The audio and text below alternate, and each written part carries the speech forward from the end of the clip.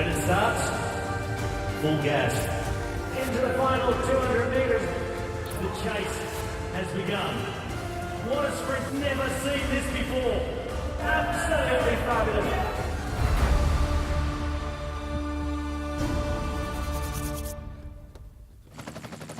Hello and welcome to the Netherlands for the third edition of Hammer Limburg and the second round in this year's Hammer Series. For this week's instalment of the thrilling new concept in bike racing, we're back in Vaals in the southern tip of the Netherlands for the Hammer Climb, the first of 3 days of exciting team racing involving 15 of the top squads in bike racing. That's what we have in order, and it was a great start to the 2019 Hammer Series in Norway 2 weeks ago. Let's remind ourselves now of just how it went in Hammer Stavanger. The picture-perfect setting of Stavanger, Norway kicked off the 2019 Hammer Series campaign. And with some of the world's best riders on show, this was shaping up to be another knockdown, drag-em-out affair. The Hammer Party had come to town. And it was on the Hammer Climb where the cycling tables were turned on their head by a masterclass in climbing delivered by a world-class sprinter. He rolls out, he looks over the shoulder, says maximum again. There you go, that's how you climb, fellas. He's making a fool out of everybody, Sam Bennett here. With 5 top point scores under his belt, it seemed job done for the Bora Hansgrohe team, and Bennett duly fell to pieces. But nothing is ever over in Hammer Series, and Team Jumbo-Visma bided their time before launching into the lead on the very last lap. It's Jumbo-Visma, the men in yellow, cross the line first, 200 points, and that will be the win in the Hammer Climb. So a champagne finish when it was needed put Team Jumbo-Visma in a commanding position leading into the Hammer Sprint. Once again, the riders attacked the Stavanger circuit with abandon, and it was the turn of De Koning Quickstep to nail their colours to the mast with a great all-round showing, securing much-needed points by keeping riders at the sharp end in 8 out of the 10 sprints. The celebrations were well earned, but it still wasn't enough to knock Team Jumbo-Visma off top spot, and the team in yellow led the field out for the all-important Hammer Chase. Meanwhile, Mitchelton Scott's weekend was about to go from bad to worse. That is disaster. So the man who's flown in especially for the Hammer Chase, well, that's Atkinson. That is disaster for Mitchelton Scott. Disaster indeed for the defending champions, and while the team managed to reform, it will be an uphill battle from there. While Team Jumbo-Visma powered on at the front, it was another team who stepped on the gas at the back. They're now making their move to go past the Koning Quickstep. What a stellar ride by Team CCC. Team CCC carved up the field with a brilliant performance, but no one could catch the men in yellow. They won the Hammer Climb. They were 6th in the Hammer Sprint. They led from the start today. They maintained the gap. Jumbo-Visma are the winners of Hammer Stavanger. An emphatic beginning to the campaign for Team Jumbo-Visma, while Team CCC's stellar performance was enough to take the chase victory. But Hammer Stavanger belong to Team Jumbo-Visma. They sit on top of the series leaderboard on 100 points, ahead of Team Sunweb, while Mitchelton Scott, after a final day which started poorly, managed to hold on for third place heading to Limburg.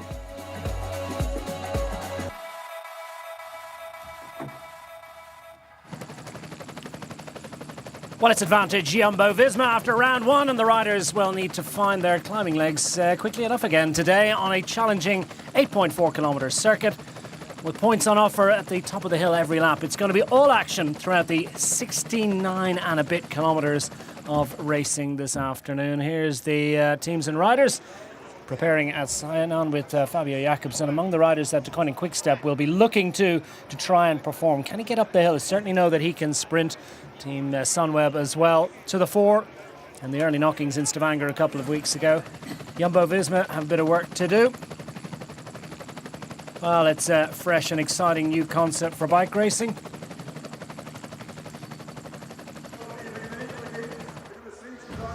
Let's take a look now at how the Hammer Series works. The Hammer Series. 3 disciplines: climb, sprint and chase. Team versus team. No individual ranking. Each team has 7 riders. 5 riders are then picked to race each discipline. All three disciplines are raced on short circuit loops. In the hammer climb and hammer sprint, the first 10 riders to cross the finishing line on each lap will score points for their team. The team with the most points at the end of each discipline wins. The final discipline is the hammer chase, a fox and hounds team time trial. Teams are split into two groups, finalists and runners-up. The groups and the team's starting positions are determined by their rankings after the climb and sprint. The first team in the finalist group whose fourth rider crosses the finishing line wins the event overall. That's how it works. That's what they've got to do. My name is Declan Quigley. I'm delighted to say I'm joined once again by Robbie McEwen to review the action across the 3 days. Robbie, if Stavanger and previous Hammer Limburgs have taught us anything, you've got to get going pretty quickly. There's no time for warming up, finding your rhythm, easing your way into this race. And one thing we have also learned is it's not over until the final finish line. We've seen teams come out just blowing the others away early on, but nonetheless been overhauled right at the end by a consistent team who performs all the way to the finish. So it's never over, even if the fat lady's humming. 15 teams in action on this weekend of racing here in the Netherlands. Let's have a look at the lineup now.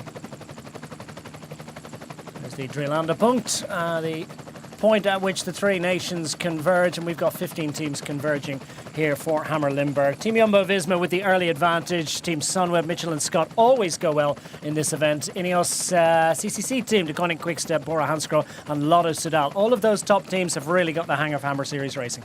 And the teams with plenty left to do, Education First, UAE Team Emirates, they were ably assisted by Alexander Kristoff in Stavanger, so they've got plenty of work to do, as have Team Dimension Data, Israel Cycling Academy, Trek Segafredo, quite a long way down the standings, and then two of the wildcard teams, Caja Rural from Spain and Nippo Vinifantini from Italy. So a couple of Pro Conti squads joining the World Tour teams here in Vals in the Netherlands as we get ready for the Hammer Climb, the first of 3 days of action. And the weather conditions absolutely perfect. If you remember this event 12 months ago, it was a bit of a mudfest. It was a quagmire and we were splashing around in our galoshes at the top of the hill. Here's the scenes down at the bottom as the riders preparing to get going. They look very relaxed, Robbie. I wouldn't be relaxed if... do they realise what they're awaiting? Well, they realise it is going to hurt a lot, so maybe they're thinking the best way is just to relax. And looking relaxed is Greg van Avermaet, the Olympic champion from Rio de Janeiro in 2016. But we know one thing for certain, Greg van Avermaet will give it his all. He's one of the big stars of Hammer Limburg. And let's take a look at the course they're going to tackle today because it's somewhat different to the last couple of years. 8.4 kilometres in total for the riders around this loop. And as you say, Robbie, it's a little bit different. They are using the same roads as previously. They've extended the circuit slightly, but more particularly, they're going the wrong way. They're going in the opposite direction. It's in the opposite direction, so the descent is the climb, and last year's climb is the descent. A tricky little descent, a hairpin, also a little dogleg in it through a very skinny underpass, and it's this point, this hard turn back to the right. This is climb 1 on the circuit. It's not for points, but it will certainly sting the legs. 11% maximum on that section. Flatter roads, gradually downhill before they dive down into the town of Vals. This is the new section of the course. A few tricky little lefts and rights as they come through town and start to climb yet again. And the climb actually tops out at about 300 metres from the line. So you'll have to have your climbing legs on first, but then be ready to sprint to fight out the point. So it's a very tricky hammer climb. We know one thing for certain, you won't win it just being lucky. So same circuit as last year, but a very different character of course that's been presented to the riders. Will it suit different riders' capabilities? Well, we're going to find out very shortly as the riders and teams continue to assemble throughout the start line. Great to see Israel Cycling Academy back involved in Hammer Series racing. Team Ineos gone well in this event in the past. Dwayne Dool among those riders that have performed with great distinction. Greg van Avermaet, of course, here as a representative of the CCC team. Great to see the Belgian classic superstar bringing his strong legs to this event. Some of the leading teams that are likely to perform, while Team Jumbo-Visma lead the series early on, but they've got 4 top quality riders coming up a rider short. Will that be critical? Well, Koen Bouwman is going to have to score plenty of points for Team Sunweb. We've got the experienced Belgian Jan Bakelants, the young Dutch sprinter Kees Bolt coming off a fantastic stage win just around a month ago in the USA, and then the two Australians, Jai Hindley and Michael Storer, very handy climbers, and they are backed up by the Belgian Louis Vervaeke. Well, the Mitchell and Scott team are the most successful team in the history of Hammer Series racing. They always know how to get around, and with Michael Albacini, who's performed with great distinction in this event in the past, they have a very useful foil for the climb. Alexander Edmondson, Cam Meyer, Dion Smith and Rob Stannard support. Well, Team Ineos, formerly Sky, they'll be taken around, I would say, team captain on the road, Leonardo Basso at Owen Doul. Kelly Elizondo, the pure climber, the Frenchman, a tiny man, 52 kilograms. Filippo Ganna, the very experienced and track world champion in the individual pursuit, along with Diego Rosa, and he's a man they'll expect some points from on this hammer climb. Well, declining Quick-Step are the reigning Limburg champions, but with just a sixth-place start from their last outing in Stavanger, they need to come up with decent legs and decent performance this weekend. Remco Evenepoel, all eyes on the young Belgian rider. Fabio Jacobsen, though, is certainly a Dutch sprinter who can do a job for them. But today and tomorrow, Yves Lampaert, Davide Martinelli and Michael Borka has just extended his contract support.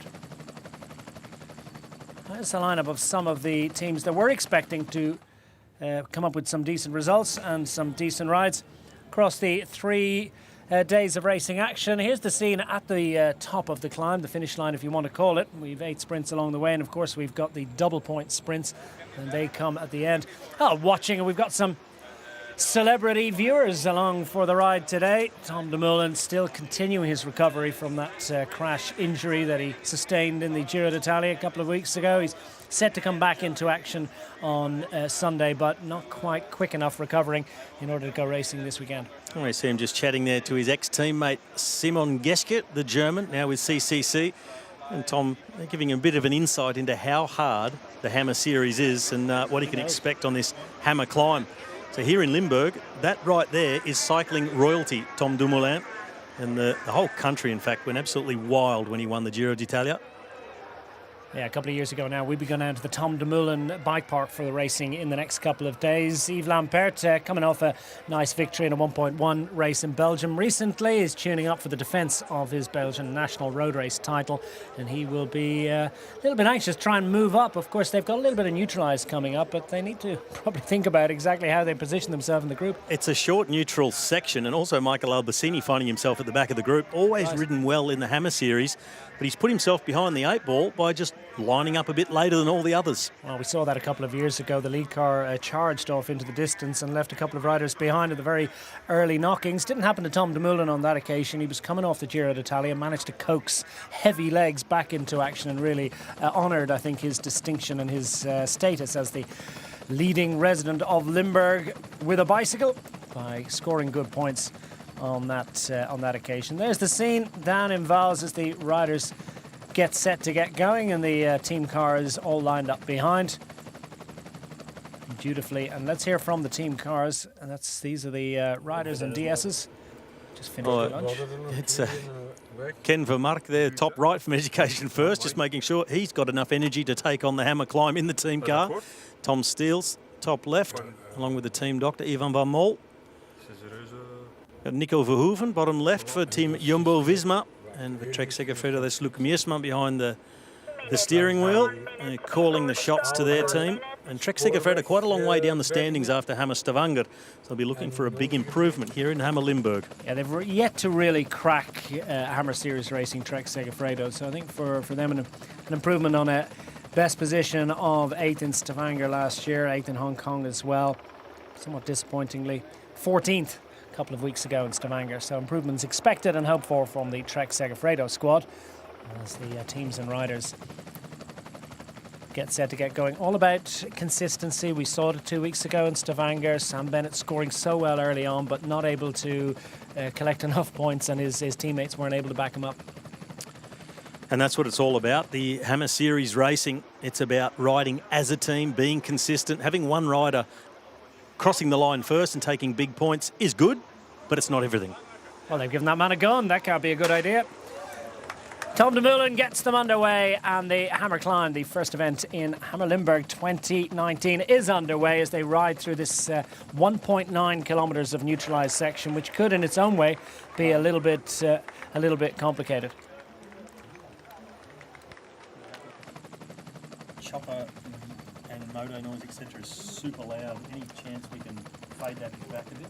So the riders just wind their way through this neutralised section, which will give them some sight and some understanding of what they face in terms of the route through this 8.4 kilometre lap. And the neutralised section ends while the climb has actually started. So it's going to be complicated for the riders, and those especially that haven't managed to warm up. Most of them have been on the home trainers early on, just trying to get some action into those legs. A lot of these riders indeed coming off stage races, particularly many of the riders all from Giro d'Italia. So for them, this is a very different character of an event, and for those riders, those athletes, it's sometimes difficult to get the muscles and get the legs working well quickly. That's possibly one of the reasons we see young riders doing very well in the Hammer Series. It's such high-octane racing, really high heart rates and getting going quickly, and those young legs, they seem to switch on that little bit faster than our, let's call them the more experienced riders in the bunch. I'd hate to call them old, even though that's what they are. Yeah, but you know what? Michael Albertini, you mentioned him earlier, he scored fantastic points in this event last year, and he is a grizzled veteran. And the thing about experience, where you just can't buy it, and a guy like Albertini, he knows that it may be harder to switch on early, but he keeps himself in the race, and then he makes his move. And in Stavanger 2 weeks ago, he did exactly that. He hung in, and then he made his move in the Hammer Sprint, and he scored some really valuable points for his team and moved them right up the standing. So there's more than one way to skin a cat in the Hammer Series. Yeah, and that's something we've seen, is that the point standings can change and they can radically alter inside the last 2 or 3 sprints. Double points on the line at the end of the final sprint. Well, guess who's motivated? On the left of screen for Lotto Soudal is Tim Wellens, always really good on a fast, hard start. He was right up there in Hammer Stavanger in the Hammer Climb, and he was one of the men really taking it to Sam Bennett, the sprinter, who just put on a masterclass of climbing, or if you can call it that. It was a really punchy climb. It was over 20% in gradient, only very short, 200 metres, and he used his sprint power to just gap the rest on the climb. But eventually he blew up and faded, and his team, Bora Hansgrohe, didn't manage to win the Hammer Climb. It was in fact Jumbo-Visma who was scoring very consistently all the way through, and their man Mike Teunissen won the last sprint. Pascal Eenkorn was in the top 10 as well, and they won the Hammer Climb just like that. All about motivation and about tactical understanding. Fabio Felline of the Trek Segafredo squad loitering and lingering a little bit close to the back. John Degenkolb among their number, as indeed is Jasper Stuyven. So they've got a very sprint-tastic, you might, if that's a phrase, if that's a word, lineup. Trek Segafredo also with Fumiyuki Beppu and Alex Frame among their number. Frame too is a useful addition. So it looks very sprint-orientated. It Flag does. comes in, we're underway. Yeah, kilometre 0, and they're off. Education first, right on the front foot, and that's what Hammer Series is all about. You've got to race aggressively, and that is always rewarded. And we're straight onto the climb. Education first, well, gone solo. No reaction from the peloton just yet. Well, I think it's Marino Hofland, in fact, the sprinter of the team, Hofland, the Dutchman. And he says, well, if I'm going to get some points, it's going to be early. It's going to be with a long-range attack. What he does have to keep in mind is if he can go away and get points, he must finish the whole 8 laps of the Hammer Climb if his points are to count for his team. So good move by Moreno Hofland. He's backed by Dan McClay, who's also a pretty useful finisher, back in the main group. And instructive, wasn't it, that they decided to put the block on across? That's it's more of a collective understanding as opposed to any team thinking, I suspect, among the riders back in the main peloton, that Moreno Hofland has been given enough rope to hang himself with, he might say. Well, no, he'd be encouraged by this fact. And now it's starting to leak a bit at the front as Team Sunweb, Israel Cycling Academy, Cajarural also trying to get involved. And that's going to pair a few seconds from the advantage of Moreno Hofland. But with a relatively short run to the top of this climb, looks like it should be within Moreno Hofland's compass to hang on for some points here. Let's not assume anything though, because it's a grippy little gradient. It is a tough little gradient, and they're just coming out of that left-hand hairpin, and this section right here, this is the steepest part of the climb at 11%. See Hofland looking back, really working hard. He's up and over that section now, coming into the long right-hander, and it's essentially flat, even a little tiny piece of false flat downhill towards the line. So it looks like Hofland's attack has just been perfect to net him some points. Everything all together behind him, third, second wheel. Storer, the Australian from Sunweb, and a lot of looking around. Bit of a swamp as the gradient levels and riders try to move up and around to score early on, and quite the contest there is for second position as we see Team Ineos getting involved. Adul trying to organise things close to the front, and here's the little hump, and it's going to be interesting to see how the riders get across this, because there's a surface change here, and the organisers have done a lot of work to ensure that there's a smooth tarmac on the finish line, but there's quite the surface change just as they arrive inside the final 25 metres or so. Team Sunweb get up to take second points on the line. CCC also handily placed, but the best points, the top points scored by Remco Evenepoel. Sprinters to the fore, Case Ball second. They're really dominated by the fast men first lap, so a good fast start, putting everything into scoring some points for their team. And they'll be reminded now on the team radios that they do have to finish for those points to count. But straight up, Education First leading the way. So they've taken first, but they've also scored further back with Sepp van Mark in the top 10 as well. So it's Education First on top, ahead of Sunweb, and CCC in third at the moment. And Trek Segafredo in fourth after, okay, just one sprint. It's about the highest they've been in the Hammer Series over the last few rounds we've seen. So Team Sunweb want to press on, as indeed do CCC, with behind the two riders from EF Education First packing well at the front of the group in the first sprint of the day. Sepp van Mark backing up the effort from his teammates Remco Evenepoel, and ensuring that it's early bragging rights for what that's worth for the EF Education First. They've come out clearly with an intent to race. Fabio Fellini still at the back, is going to try and play himself into this. Trek Segafredo rider still trying to adjust the tension in his shoes. He'll be just trying to surf the wheels to glory maybe a little bit later on. Meanwhile, up front, the attacks are coming hot and heavy, and this descent has a little flat section and offers an opportunity perhaps for another attack. What a technical little downhill as well. 2 hairpins in it. They're coming to the second of those in just a moment's time. So a quick look over the shoulder by the rider from Sunweb. Here's that other hairpin. So a very tight right-hander. Great aerial shot here. And the road continues to dip down. And they've got that little dog leg through that underpass where a train line goes through. And if you're at the back of the bunch now, you're going to be in a whole spot of bother when you come to that other climb on the circuit. Not for points, but it's nonetheless definitely a climb. So the pressure still being applied at the front by Team Sunweb. They've come through the Drielandenpunt, where the 3 countries meet, Germany, Holland and Belgium. And it's the highest spot in the Netherlands as well. Not that it's particularly high, but well, you're not going to come here on altitude training camp, let's put it that way. It's around 600 metres above sea level. In fact, no, it's not. It's half of that. About 322.4 for those that have a stick that measure 0.4. Suffice it to say, not very high up, is it? Yeah.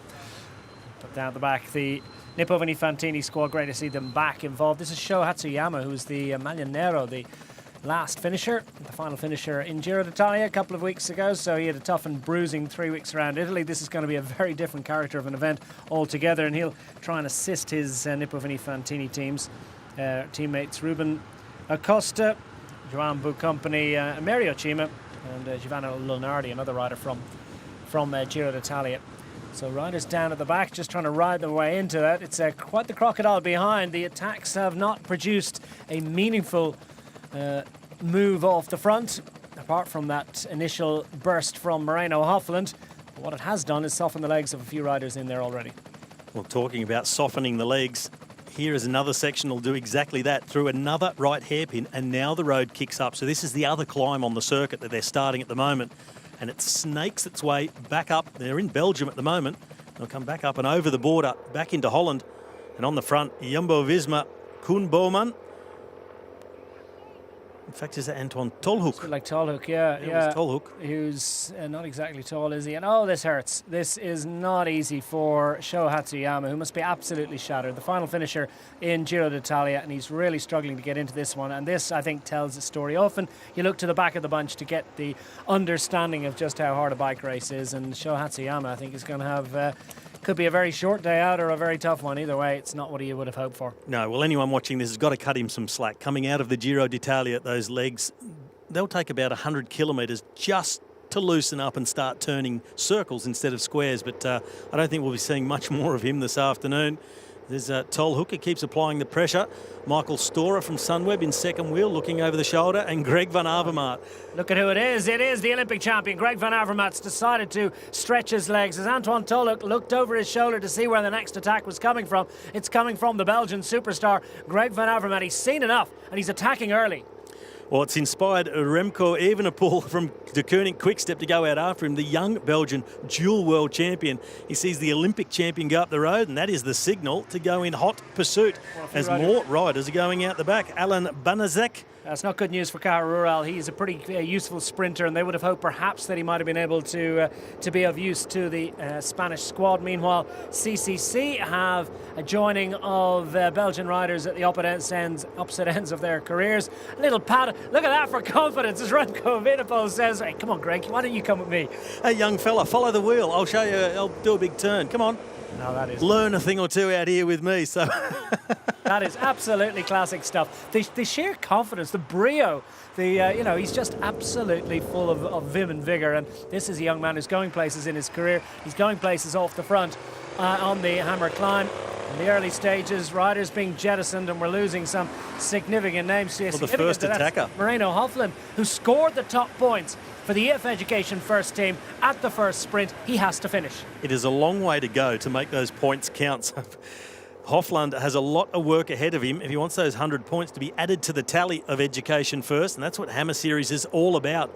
It's not just blasting off the front, grabbing points and pulling out. You've got to make it all the way. You've got to really race as a team. And these two now are racing like a two-man team. A handy little break for the two Belgians. There's still quite a long way around to the next points on top of the climb. Well, we've seen this in the past in this particular event in Hammer Limburg. The likes of Mark Padoon and Sivakov from the Team Ineos squad have gone clear. They've combined to score lots of points, not necessarily winning points advantage for their teammates. So the teammates behind watching with interest to see the likes of Greg van Avermaet and Remco Evenepoel head off up the road, but they also need to be mindful of having some legs for a sprint at the top of the climb each lap. They do, but at the moment, they just need to build that gap out. They've come over the top of that next little kick, so we've got that climb back over the border, back into Holland, and then another little kicker they've just come over the top. Now they'll dive down into the town of Vals, and that might be the real opportunity for these two to open up the gap in that technical little section of this circuit through the town. A little squeeze, everybody squeeze together, shoulder to shoulder, and a fast downhill back into town. Lefts and rights, uneven surface, and Remco Evenepoel really showing the way to Greg van Avermaet. Yeah, it's complicated, isn't it? Plenty of little road furniture and surface changes and little bumps and lumps along the way, and some sleeping policemen, and we're now very much awake the way that Remco Evenepoel headed across them. He's charging down into this right-hander. A couple of bike lengths between himself and Greg van Avermaet, who's having a little look at what's a young rider with great potential.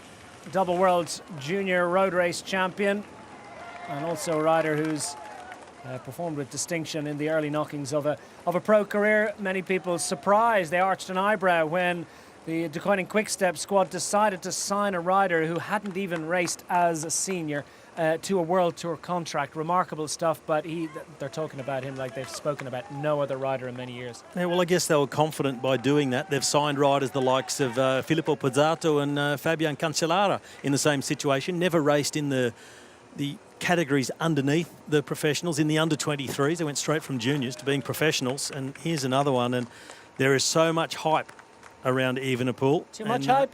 I think there's too much hype, but he seems grounded and he's learning a lot. They're putting him into races where he can just do his thing, he can go on the attack, and it doesn't matter what happens, good or bad. Everything is a learning experience for a guy who's come straight out of the juniors, who incidentally won nearly every race he ever rode in the juniors.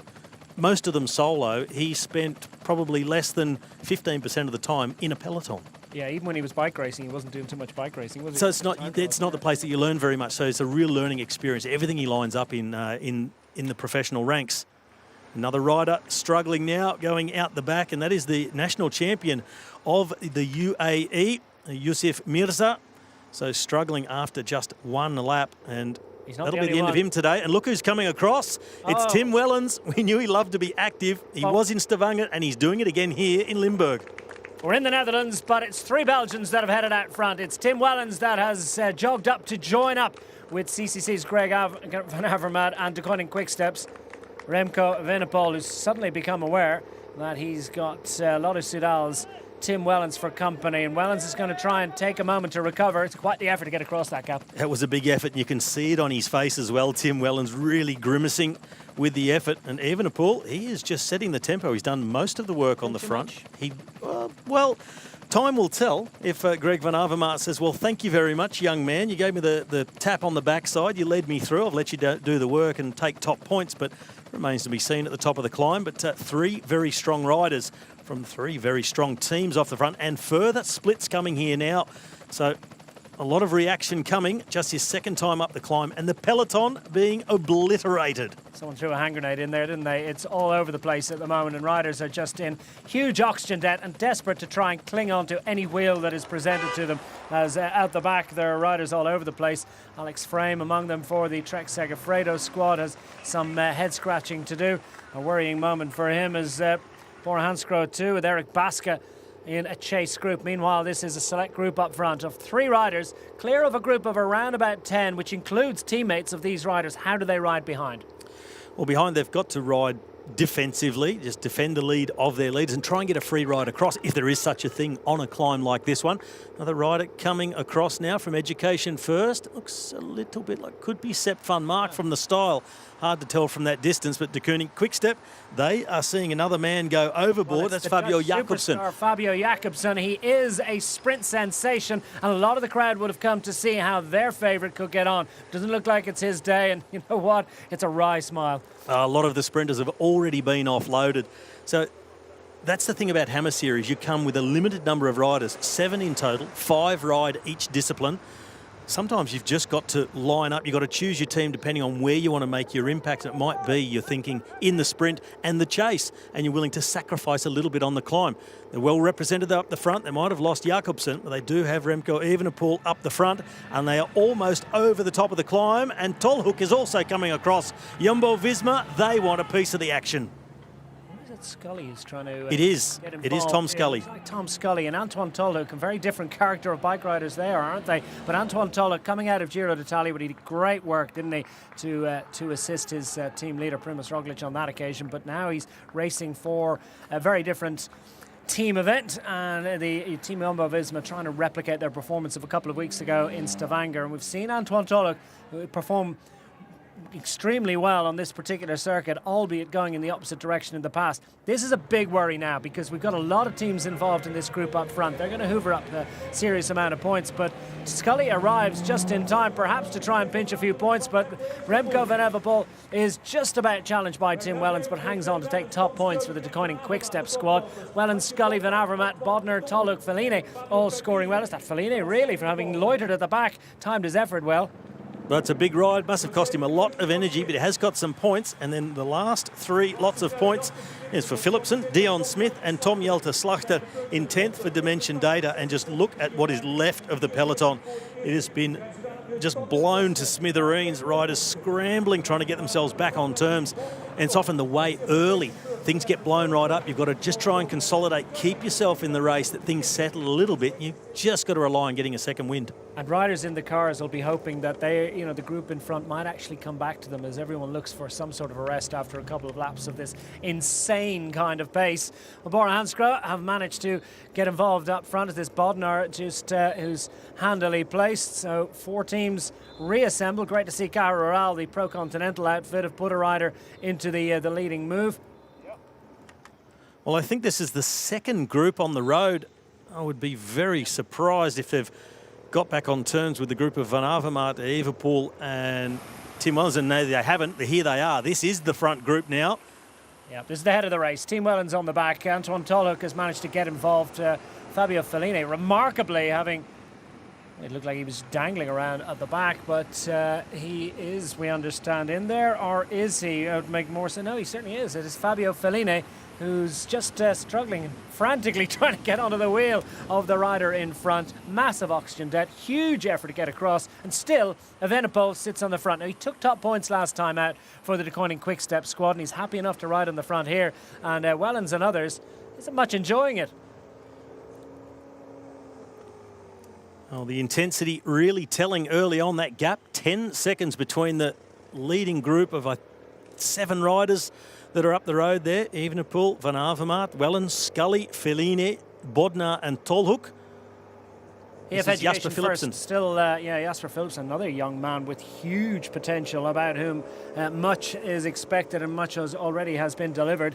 He is a rider from the UAE Team Emirates squad, is already a winner at the various highest level, and he is clearly no problem getting in amongst the group chasing. But where's the impetus coming from to really get across this gap? Quick reminder of the standings through 2 sprints. EF Education first are performing extremely strongly. They've got a handy 57-point advantage over the Deceuninck Quick-Step squad. CCC are in there, Sunweb, Trek Segafredo on the rest.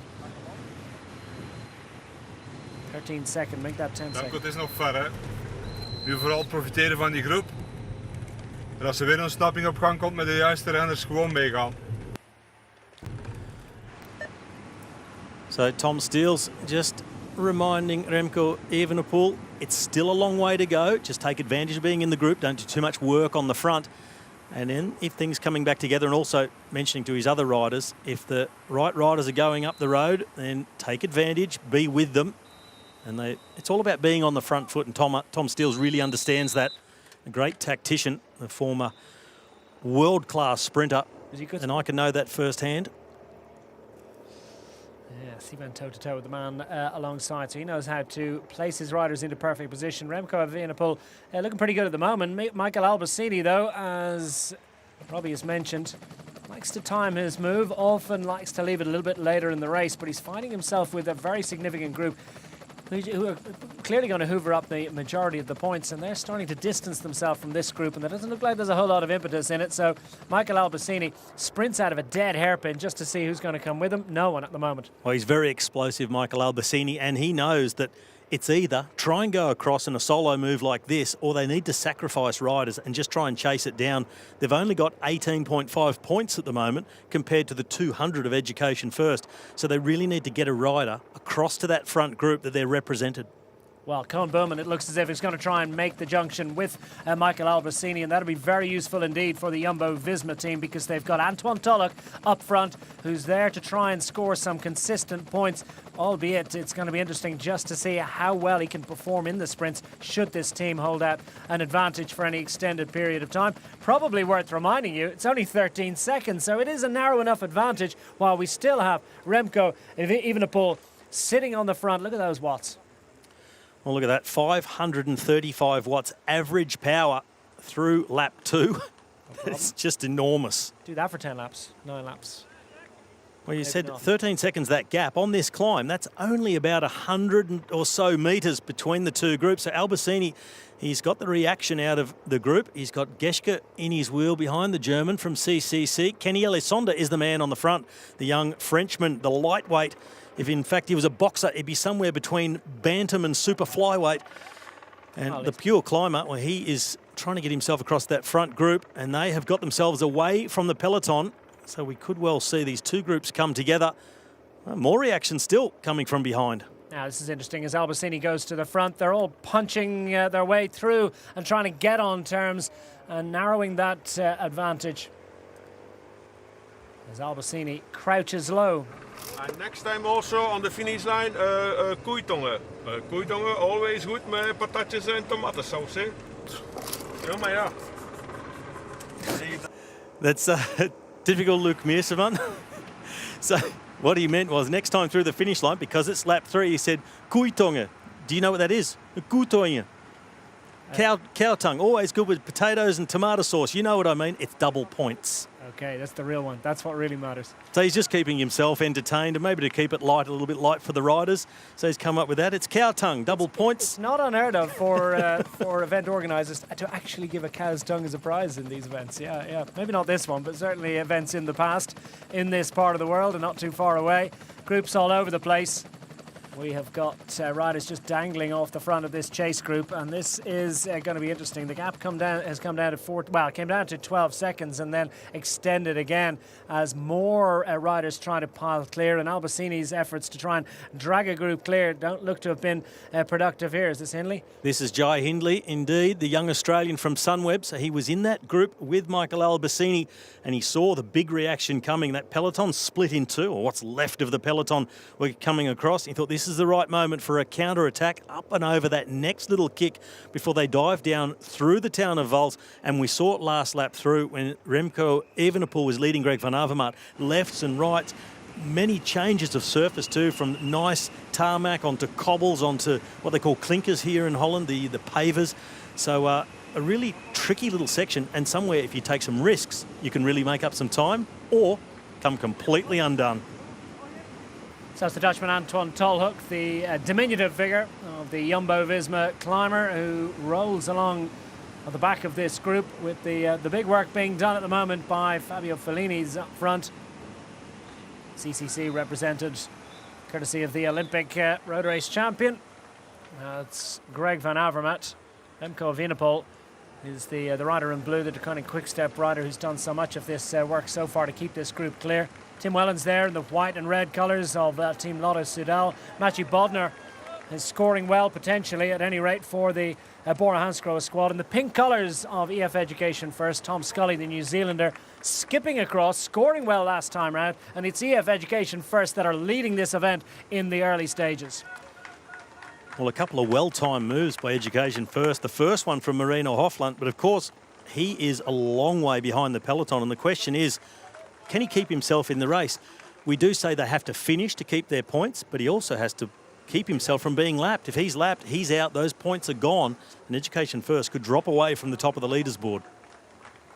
Well, so a little bit of work to do for Moreno Hofland if he's to hang on and score for his team. It's not just scoring at the line, but it's ensuring that those points count at the end of the race. And that's why it's such a tough and challenging form of racing, as Jai Hindley for the Team Sunweb squad, Jai not Jay, get it right, as he's all over the road, and every other bit of surface he can get to try and drag this group clear and make sure that there's a Team Sunweb rider represented up front, because at the moment they're not sprinting for the big points. Well, that's the thing for Hindley. He doesn't really mind either way. If he goes across solo, good, he can score some points, and otherwise he just drags everything back together and he can be backed up by the rest of his teammates still present in that peloton. Thinking of someone like Michael Storer, the other young Aussie in the team. We've got four Australians in the team, in fact. Michael Matthews is another one of their big stars. Let's get a look at this as Tim Wellens decided he's had enough of this one. He's decided to launch early, maybe feels he can't quite sprint against some of the talent he's up against, so he's going to thin it out a little bit and just shows what he's made of. If Evenepoel is equal to that one, the rest start to look at each other. Well, Evenepoel, a look over the shoulder, and he also has to let Wellens ride away. So Wellens really opened up the gap. Evenepoel, he's some 5 or 6 seconds behind the Belgian from Lotto Soudal, and he's just been joined in the chase by Mathieu Bodnar from Bora Hansgrohe. But Tim Wellens, he knows how Hammer Series works. He knows that aggression is rewarded, and you just got to keep attacking, get the others in the red zone. But Evenepoel, not giving up. He's pedalling his way back across to Wellens. Remarkable stuff, incredible stuff indeed. Tim Wellens distancing the teenager Remco Evenepoel from the Deceuninck Quick-Step squad, and Bodnar is pulling all sorts of faces in his efforts to stay on terms with the two Belgian riders, but it's a select group of 3 that have thinned out from that group that had established themselves out front. The third sprint is coming up, and it's for double points. This could be very, very useful and could radically alter the points situation for these 3 teams. A little flick of the elbow from Tim Wellens. Wants some... They just killed themselves to come across. I don't know whether they want to ride up, but as you say, This is the kind of racing that rewards all action, aggression, aggression, aggression. Well, you just mentioned there, Declan, the double points, and that will be the motivation behind the attack of Tim Wellens. Try and get that 200 points that are available on the finish line this time. We're behind. The accelerations keep coming, never giving up, and that is the key to the Hammer Series. And here in the Hammer Climb, there is a whole lot of suffering at the hands at the moment of Antoine Tolhoek. Well, Antoine Tolhoek, I'm not sure he's actually in long trousers at any stage in his life so far. He is actually 25 years of age. Looks like he came straight out of school, but he is a pretty experienced competitor in actual fact. And his little attack to try and close the gap to the leaders up front has done nothing but actually make things a little bit difficult for him and for a few others there. At any rate, keeping themselves clear of the big group behind, and that's a group that seems to be getting bigger. Well, that group has swelled in number, but the gap is still very small between the big chase group and the second group on the road. These are our leaders. Evenepoel in blue on the right-hand side, Bodnar, and then behind, just a quick look back, Tim Wellens. They're over the top of the main part of the climb. It in fact dips down, and now it's gone from being a climb to a sprint match to take the 200 points on offer. Tom Scully trying to come across with Fellini. Scully wants to get over. He made it in time to be third across the line for EF Education first last time of asking, but it's Evenepoel that's going to lead this one out. Is he going to hang on for the sprint as Wellens is tucked into his slipstream, and also Maciej Bodnar there who wants to launch for the Boro Hansgrohe squad. Evenepoel is going to be in a bit of a scrap here. It's worth burning a couple of matches as Bodnar got too much for the teenager, and he indeed is the top scorer for Boro Hansgrohe, where his teammates to try and back that one up. Evenepoel second across the line, Tim Wellens third, and Tom Scully is going to be fourth, and the double points lap, that's going to be useful. Fabio Fellini thereabouts as well, and Greg Van Avermaet from being up front finds himself in a rear guard chasing action. Jay Hindley has managed to get on terms with these riders, as indeed has Antoine Tolhoek, but he was there all along, and Kenny Ellison for the Team Ineos squad. What's that done to the standings? Looking good at the moment for EF Education first. Well, Education first, still scoring some good points with Scully, but it's Boro Hansgrohe who just dragged themselves closer to the top of the standings with this win by Maciej Bodnar. And you saw him, he lined them up from third wheel, made that big acceleration, and the time trial specialist, just heavier set, more muscular, more power than the more slightly built Evenepoel and Tim Wellens. Puts that to good use. I think he got a bit of air across that jump there, didn't he? Well, here are the standings at the top of the table now. Education first, still in front, but thanks to the double points by Evenepoel, they're just 2 points behind. Yeah, the team in pink at the moment, Boro Hansgrohe, they're moving up thanks to Bodnar with the double points. Lotto Soudal in fourth, followed by CCC of Van Avermaet, along with Geschke in that chasing group behind. And most of the point scoring is just being done by one rider for each of the teams. It's on each particular lap. It's not one of those ones where you can finish fifth or seventh and actually score more points than the team that's a little bit further up with one rider. Yeah, it's been a lot of individuals. We've got two riders up in the front that have been scoring points for Jumbo-Visma, but they're a lot further back in that top 10, 7th and 9th, so minor points between Bowman and Tolhoek. Very good climbers, but this is a very particular type of finish to the lap that favours someone with a bit more punch.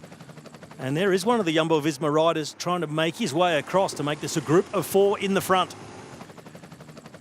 Look like Bowman to me. Yeah, Koen Bowman is going pretty well as well, coming out of the Giro. Strong legs for the Jumbo-Visma Dutch rider. Wants to put on a good show on home roads. Certainly doing that. This was the climb last year. It's the descent this year. On the wrong way back. Gap showing in 7 seconds to, presumably this man, only within 7 seconds to the Jumbo-Visma chaser, Koen Bowman, and needs to try and save some energy and save some legs, and he'll try and micro-recover before the next time he has to get on the pedals. Interesting that the Michelin Scott squad back in 13th of the 15 teams. Well, they're always to the fore. They've never been lower than 3rd in any one Hammer Series event. They've won a couple of them, and they're regularly to the fore. They were 3rd a couple of weeks ago in Stavanger, but the climb doesn't always suit them. No, well, I think it's a lot about the timing and maybe even your positioning at the start. We saw Albacini right at the back of the peloton when they were about to start, and it looks like that may have come back and bitten him. He got near the front, tried to go across the gap, just didn't quite make it. And that is really not working out at the moment for Mitchelton Scott. And they, I think, are going to have to sacrifice somebody to put in a big, big chase to try and reset this race. We haven't even done 12 kilometres. It's been absolutely savage stuff. It's, 47 and a bit kilometres? Just over 20. 3 laps now. Yeah. So we've done about 20 kilometres because, of course, the first points lap was at the top of the climb after just 1.5 kilometres of starting. And this is the other climb. So we talk about where the points are on offer. The top of the Drielandenpunt. Well, this is the other climb, and this one really hurts. And this is where we've seen a lot of attacks go. We've seen Van Avermaet on the attack on this climb as well. This is the one that brings them from Belgium, where they are now, back over the border into Holland. It looks like Bowman's going to make his way across to that front group. These are our chasers. Yeah, it's coming back for Holland in every sense as Koen Bouwman tries to get across that gap to the riders up front. These are the chasers behind. And Tolhoek among them, and is that Van Avermaet just on the front, just trying to Geschke. look for a little bit of a Simon Geschke, apologies, the German climber. Yeah. A little look Geschke. around, Tom Scully just there, the New Zealand with the EF Education first squad. Antoine Tolhoek has his superstar. That is Greg Van Avermaet just on his wheel. And is this Geschke doing a big turn? Well, you know, they need to work for each other, the CCC team, so they need to share the load. It's not quite the same as working for a leader, is it? No, it's not. You need to try and keep yourself in the race.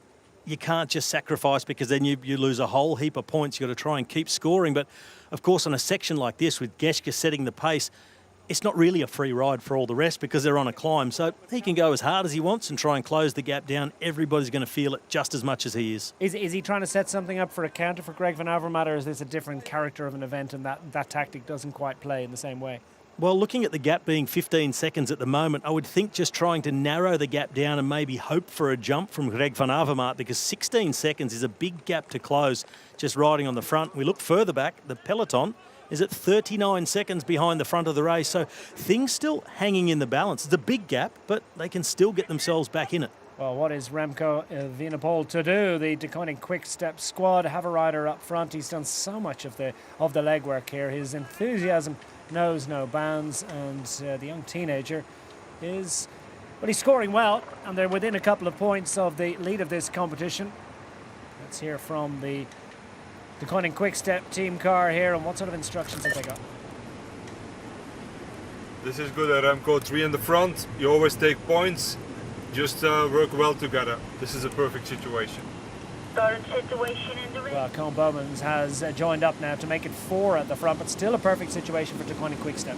It is, and that's also very international coverage friendly by Tom Steels to switch over to English to speak to his fellow Belgian. He'd normally communicate with him in Flemish, but knowing that an international audience is watching, well, thank you very much, Tom. And look at those power stats from Bodnar. The sprint at the end of lap 3 for the double points, 1,110 watts in the sprint, a speed of just under 57 kilometres an hour. Of course, he's not Dutch, so ignore the flag on the right-hand side. But Bodnar, top points, and he's the man on the front at the moment in this group. Over 1,100 watts at 57 kilometres an hour. They've just come up over a climb there to do that, and Bodnar is on the front drilling it. It's not like a sprint at the end of a road race. They've got to do it again and again and again, and at the moment it's proving very effective at the front. They're starting to draw clear of this group. A little bit of frustration in there for Hindley because he doesn't feel they're working hard enough. No, they really need to cooperate together to make this work. But you can see Tolhoek, well, he's the man in yellow. There's another man in yellow in the front, his teammate Bowman. So it's not in his interest to do anything. And in fact, try and do the opposite, get a little bit in the way. He was just following the wheels through, but not putting any pressure on the pedals. And that is helping that gap to open up in front. 24 seconds now between the first and the second groups. And the peloton, they will have this group in their sights. And it could all come back together behind our 4 leaders. This is what's left of the peloton now with Michael Albacini. Well, there's a balancing act. You've got Antoine Tolhoek, who's in a point-scoring, potentially a point-scoring position, but he's not going to work because he doesn't want to catch Koen Bouwman up front. But equally, he also needs to score for his team. So would it not be useful that he continues to ride through to at least make sure that they don't end up dropping back into the clutches of that other team? He's not exactly a sprinter. Well, I think that's the point for Antoine Tolhoek. It's not worth his while trying to ride with the others and keep them in front because he's getting beaten on the top of the climb anyway. He doesn't have that punch. He's a pure climber. So he's better off just having Bowman in front, getting major points, and just stopping the rest of his group getting anywhere near them. Couple of raindrops on the camera here, which was a possibility forecast for later on this afternoon. And this could really change the situation as they race through the village and across the cobbles. We really don't want those to get wet. It's not that unusual for a drop of rain at Drielandepoort or even down in Vals, down in the town at the bottom of this hill. We've seen it in the past, we've seen it here. It can certainly make things a little bit complicated. They'll at least hope that they can race on for a little while longer before the rains arrive, as this is the group up front with Tim Wellens on the front. Remco Evenepoel safely in the wheel of his fellow Belgian for the declining quick-step squad. Maciej Bodnar is up and across the path, and that right-hander for the Bora Hansgrohe squad. And Colin Bowman, who worked so hard to get up and into this move, he'll serve the wheels for as long as he possibly can. As Robbie has told us, they're on the hill, so the advantage and the benefit of slipstreaming is perhaps not quite what it might be out on the flat roads, so the benefit not quite the same, but Bowman will try and recover. EF Education first, I will remind you, with a narrow advantage of 2 points lead over the declining quick-step squad, and we wonder just how Moreno Hofland is doing back there, because he has scored top points at the first sprint and then pretty much immediately got dropped, and somewhere back down the road is Moreno Hofland, Dutch sprinter. He'll hope to hang on to ensure that EF Education first score those points. He's got to finish. Declining Quickstep sitting second, just under 2 points behind EF Education first. Bora Hansgrohe in third in the early knockings, but fully 64 points behind. Lotto Soudal, CCC, Trek Segafredo, Team Sunweb, Team Jumbo-Visma, winners a couple of weeks ago, currently sit 8th. Team Dimension Data, relative newcomers to this event there, is sitting in 9th, and the UAE Team Emirates squad, they're 10th of the 15 teams involved in Hammer Limburg. Antoine Toluk at the back here. Fabio Fellini just sitting in front of him, has scored well for the Trek Segafredo squad. Tom Scully has timed his moves across gaps to pretty much perfection so far. The tall rider from the EF Education first team in the pink colours. 2 riders from the CCC squad who dearly love to ensure that they stay clear. It's Geschke and also Greg Van Avermaet, who's just riding up on the wheel of Kenny Ellison, the rider from Team Ineos. Well, that gap still stable at 22 seconds. Bodnar here on the front of the race. They're keeping this group out of the clutches of that chase, and they're all evenly spaced, 22 to Group 1. Well, as those gaps continue to grow out, 46 seconds back to what's left of the peloton now, and just a few moments ago that was led by Michael Albassini, making a really big effort on the front. He still had 2 teammates sitting in the wheels in that group, but they are not getting any closer. They're not getting any closer to scoring any points whatsoever in this hammer climb. Evenepoel, his enthusiasm knows no bounds. A couple of weeks ago in Stavanger, he's very, very active. Not quite as effective as it is this week. Is he learning about this, or is it just that this particular course suits him? I think this particular circuit suits him a lot better. In Stavanger, he was, he was jumping around like a madman. He was going after absolutely everything, and as soon as he'd get caught, he'd just go again. And it didn't really pay big dividends in Stavanger, but here on this circuit, it is really working out well for the young Belgian. As Ben Hermans trying to go across the Belgian from the Israel Cycling Academy. I had a ride with him this morning, actually. They caught me, funnily enough. I was out having a pedal. They caught up to me. But Hermans, he's just coming back off injury. He crashed in Flèche Wallonne in April, and this is his comeback race. So he's really eager to get racing again, but he expected it to be incredibly painful, and I'm sure it's not disappointing on that front. Yeah, indeed, but he's equal to it so far for Israel Cycling Academy. Great signing. The Belgian rider Ben Hermans, who's useful short stage racer, and he's good in the classics as well, and this kind of racing wouldn't hold any fear for him when he's on top form. But what sort of form has he got? He has, at any rate, got the fresh legs for it. Fresh legs for the fight. He's got the enthusiasm. Is he going to be able to get across this gap, though? Because these riders are working extremely well together.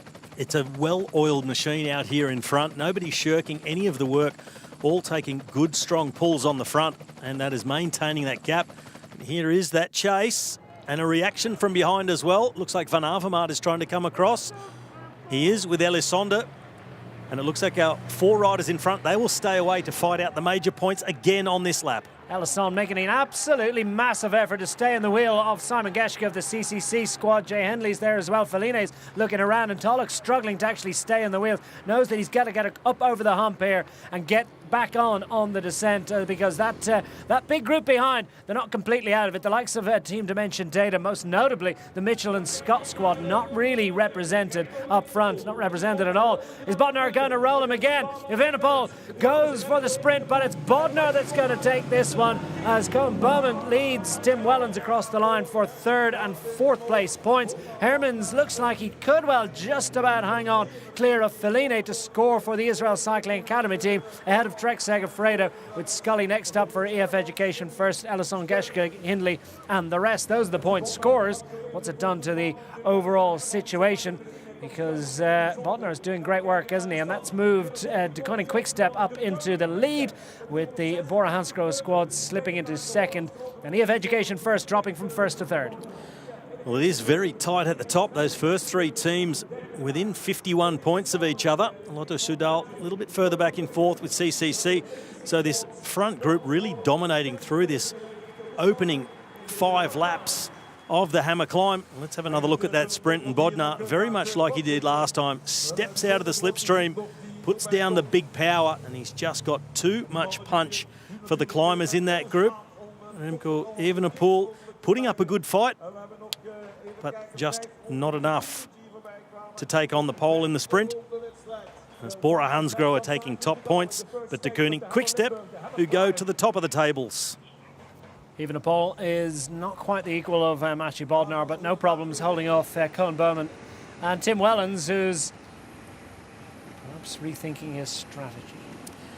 Well, after seeing how it's played out the last 2 times across the top where the points are on offer, Tim Wellens might be starting to think to himself, I need to get rid of Maciej Bodnar. He's too fast, he's too strong when it comes to that flat section. I'm going to have to do something to him on the harder part of the climb. Maybe a move down in the village of Vals in that technical section where they're already starting to climb uphill. Hard to ambush 3 others, and there's not much of an advantage for these riders. They can't afford to be too flippant, too lackadaisical, or more particularly, can't afford to play things too tactically, because that group seems motivated. They seem to have plenty of energy and impetus, and the likes of Greg van Avermaet has to make a big effort to get out of the saddle and ensure he stays in the wheel of his fellow Belgian Ben Hermans of the Israel Cycling Academy team. When we look at that gap, that is status quo between the first 2 groups on the road. This is the rest of what is left of the peloton, still led by Mitchelton Scott, trying to get themselves back in the race and score some points. And they're about equidistant from the second group. And the second group is from the lead of the race. 40 kilometres to go. Still plenty of riders still involved in this event, but well over half of the riders have been pretty much scattered to the 4 winds, scattered to 3 different countries, aren't they? They're all over the place, all over the roads of this 8.4 kilometre circuit. Time for a little bit of a chat. They're working something out. Well, I think they're talking behind the back, literally and figuratively, of Maciej Bodnar, because the riding has been on the wall, and Bodnar, he just proved too quick in the sprint every single time.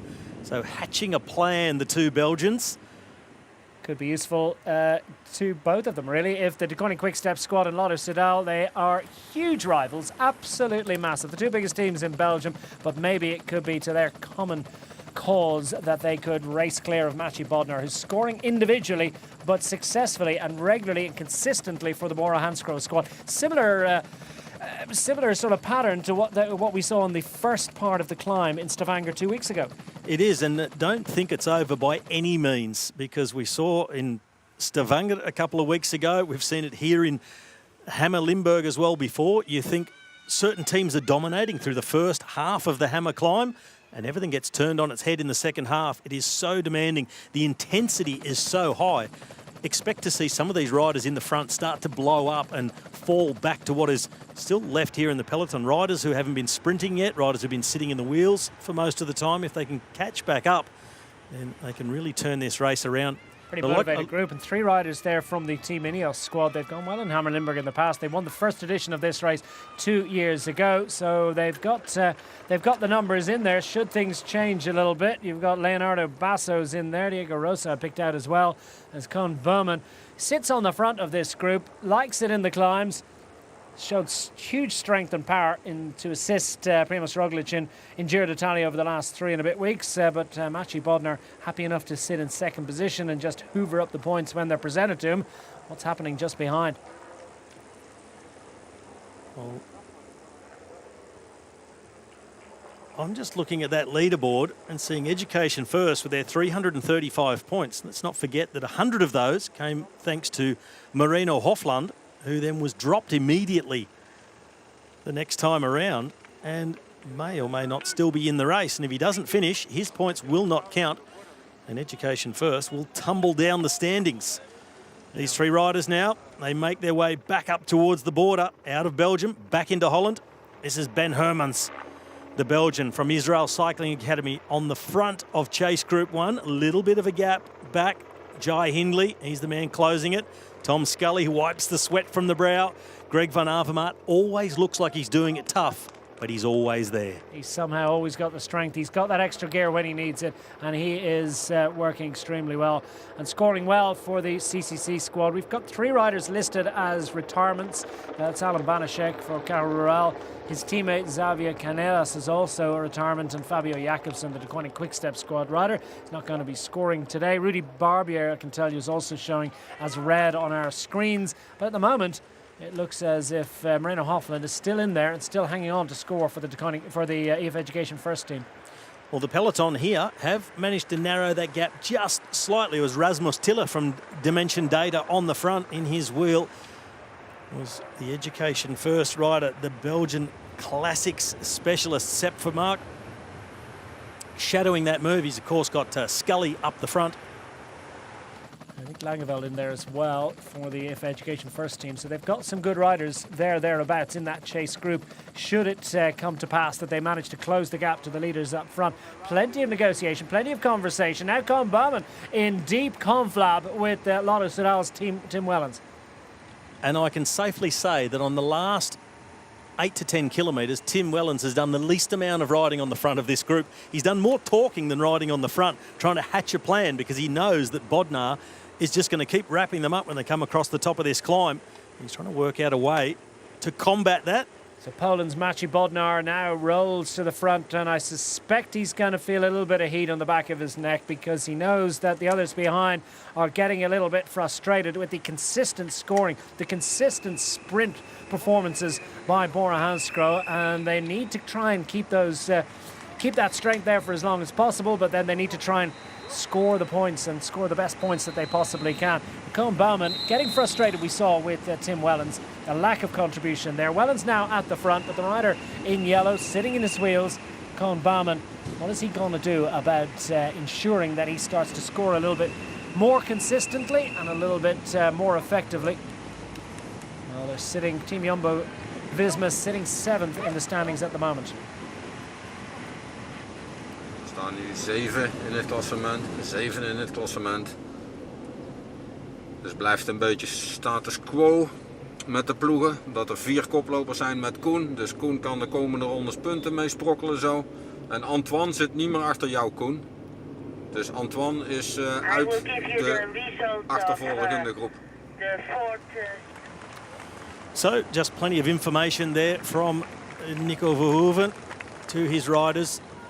And just letting Koen Bowman know that Antoine Tolhoek is no longer in that chasing group, so he can't rely on a teammate behind protecting his lead or mopping up any points left behind. And Verhoeven just letting the rest of the team know pretty much status quo, the 4 riders in front, and also telling them that they are sitting 7th in the classification at the moment. So information all round for the Jumbo-Visma, and that's what it's all about. It's so hard to keep a track on what is going on as a rider in this race. You really rely on that radio communication from the team. But more than anything, the best thing you can do is just ride as hard as you can from start to finish. That is the Hammer Series. Team Jumbo-Visma 7th, would you believe, in this point scoring at the moment. Only 2 of their riders have actually managed to score. The aforementioned Antoine Tolhoek and Colin Bowman is in this group, as Antoine Tolhoek has been distanced by these. These are the chasers on the back. Scrabbling to stay in there is Kenny Alessandre, the French rider with the Team Ineos squad. The Italian Fabio Felline of the Trek Segafredo team, trying to improve upon what's a fairly dismal record in Hammer Series racing, but at the moment they're handily placed. Trek Segafredo squad sitting 6th of the 15 teams, and Fabio Felline's contribution has been significant. There's Tolhoek now, who's dropped back into the group of, well, the 3rd group on the road, and Tolhoek is really struggling to stay in there. He's made huge efforts, and he must be absolutely exhausted. He's had 3 pretty tough weeks around Italy. Well, I'm sure the tank is on empty, and he just sees that gap open up in front of him, and Not a surprise to see the riders who've come off the Giro d'Italia struggling here, either being dropped very, very early, can't get the legs going, or simply just running out of energy about halfway through this hammer climb. But Tolhoek, he's done his job for his team. He's got Bowman in front scoring very, very good points. And he's just got to hope they can stay out the front and will keep them up in the top 4. Tim Wellens now on the front, and this is the most he's been on the front in the last 12 kilometres. So Wellens pulls faces too, but his contribution tends to make the people behind him hurt more than he's even hurting. So Bodnar, stony-faced. He's got a pretty good poker face, but the Bora Hansgrohe rider will be feeling the intensity of what exactly is going on behind him in terms of plans and thoughts. And it looks to me as if these riders, as we've heard from Nico Verhoeven in the Jumbo-Visma car, they're happy enough with the status quo. They're happy enough to keep 4 out front and fight for it. Gap's going up. But in fact, second group on the road, first group, their advantage is significant. That gap opening up, it was down to about 20 seconds between Group 1 and 2. And Group 2 lost themselves about 6 seconds in that little technical section across the cobbles down in the village of Vals. So that has pushed them further back. And Ben Hermans, he says, well, I'm going to try and cross it on my own. If you guys can't, I'm going to have a crack going solo. Geschke, though, he reacts, the man with the beard from CCC. Yeah, that wasn't a full-blooded attack. It was just a bit of an injection of pace. The others not so interested, so Herman says, well, I better go myself. And Simon Geschke, though, recognises the danger of that. Looks like we've got a further knitting together of the groups as riders are coming up from behind. The Team Dimension Data squad have got a couple of riders in there. We saw Rasmus Tiller loitering towards the back of what we're going to call the main peloton now. Well, he was the man doing a lot of the chasing after the last time across the top where there were points. Tiller did a huge turn for a number of kilometres to try and get them back in contention, and it looks like that work is paying off because groups are coming across to this first chase group. There's no longer 26 seconds between the two groups. You'll see that peloton come into view any moment now around the corner. So riders have been attacking out of it, riding their way across, and a big group forming up behind.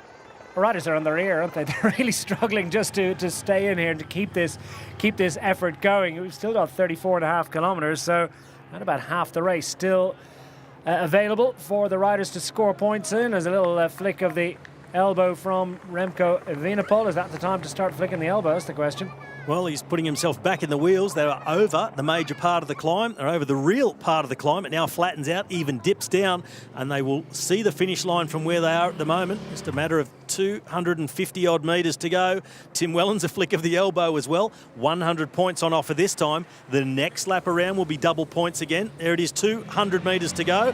And Bodnar, well, not placing a sprint at the moment, just looking over the shoulder, ready to wind it up at Evenepoel. Evenepoel's going to try and ambush him and surprise him, and is the pole going to be bested on this occasion? They're certainly not going to save anything for the next sprint, but it's Bodnar just has too much by half a wheel. Just about hangs on. Top point scored by Bora Hansgrohe, courtesy of Mathieu Bodnar ahead of Remco Evenepoel, Tim Wellens, Koen Bouwman for the Lotto Soudal and Jumbo-Visma squads respectively. Minor points hoovered up by Greg van Avermaet of the CCC squad. Feline Scully scoring well for Trek Segafredo and EF Education first. Hermans, Hindley and Geschke get the final points. What's that done to the overalls? Well, Deceuninck Quick-Step still ticking along nicely, but a narrowing of the gap between themselves and the Bora Hansgrohe squad. EF Education first, slipped further back, but still maintained position in third ahead of Lotto Soudal, CCC, Jumbo-Visma and the rest. Well, that gap opening up now. Deceuninck Quick-Step and Bora Hansgrohe put themselves 100-odd points ahead of Education first, and they may or may not have to lose 100 points if Hofland can't finish the hammer climb. And this time, Evenepoel, he said, I'm going to get you this time. But Bodnar said, well, you go, I'll wind up next to you, I'll hold you on the hip, and I'll hold you out. And Bodnar, it's a case of, I think, making hay while the sun shines. He's not sure when he's going to get caught from behind, and when he might get, in fact, dropped by some good climbers coming from behind. So he's taking every opportunity presented to take maximum points. That was a real sprinter's look, wasn't it, from Bodnar, as if to say, do you really think you were going to be able to get me there? He just a scowl almost as he looked over his shoulder at Remco Evenepoel. He got the top points on offer. At what cost? How much energy has Tim Wellens been able to save? What's Koen Bouwman going to do? Real racers moved behind as well from Ben Hermans, who decided, well, I'm not sure whether he contested, was unable to contest, but at any rate, it was after the sprint that he decided to launch and try and jump across this gap. Well, a really important lap this time, because the next time through is double points. Or as Luc Meersman from the Trek Segafredo team, the team director likes to say, Kuyatong, the big prize, the cow tongue. Double points on lap 6. And just look how they're splitting up behind in the chase, as what's left of the peloton are just on the verge of making contact again, led, as they have been for a number of laps, by Mitchelton Scott, who are way down the standings in 13th at the moment on just 19 points. They've only scored once out of all these laps. And ages ago. They haven't scored lately, so it's been hasn't been so effective for the Mitchell and Scott squad. It's probably worth noting that they finished 10th in the climb 2 weeks ago in Hammer Stavanger. So Mitchell and Scott don't always climb particularly well.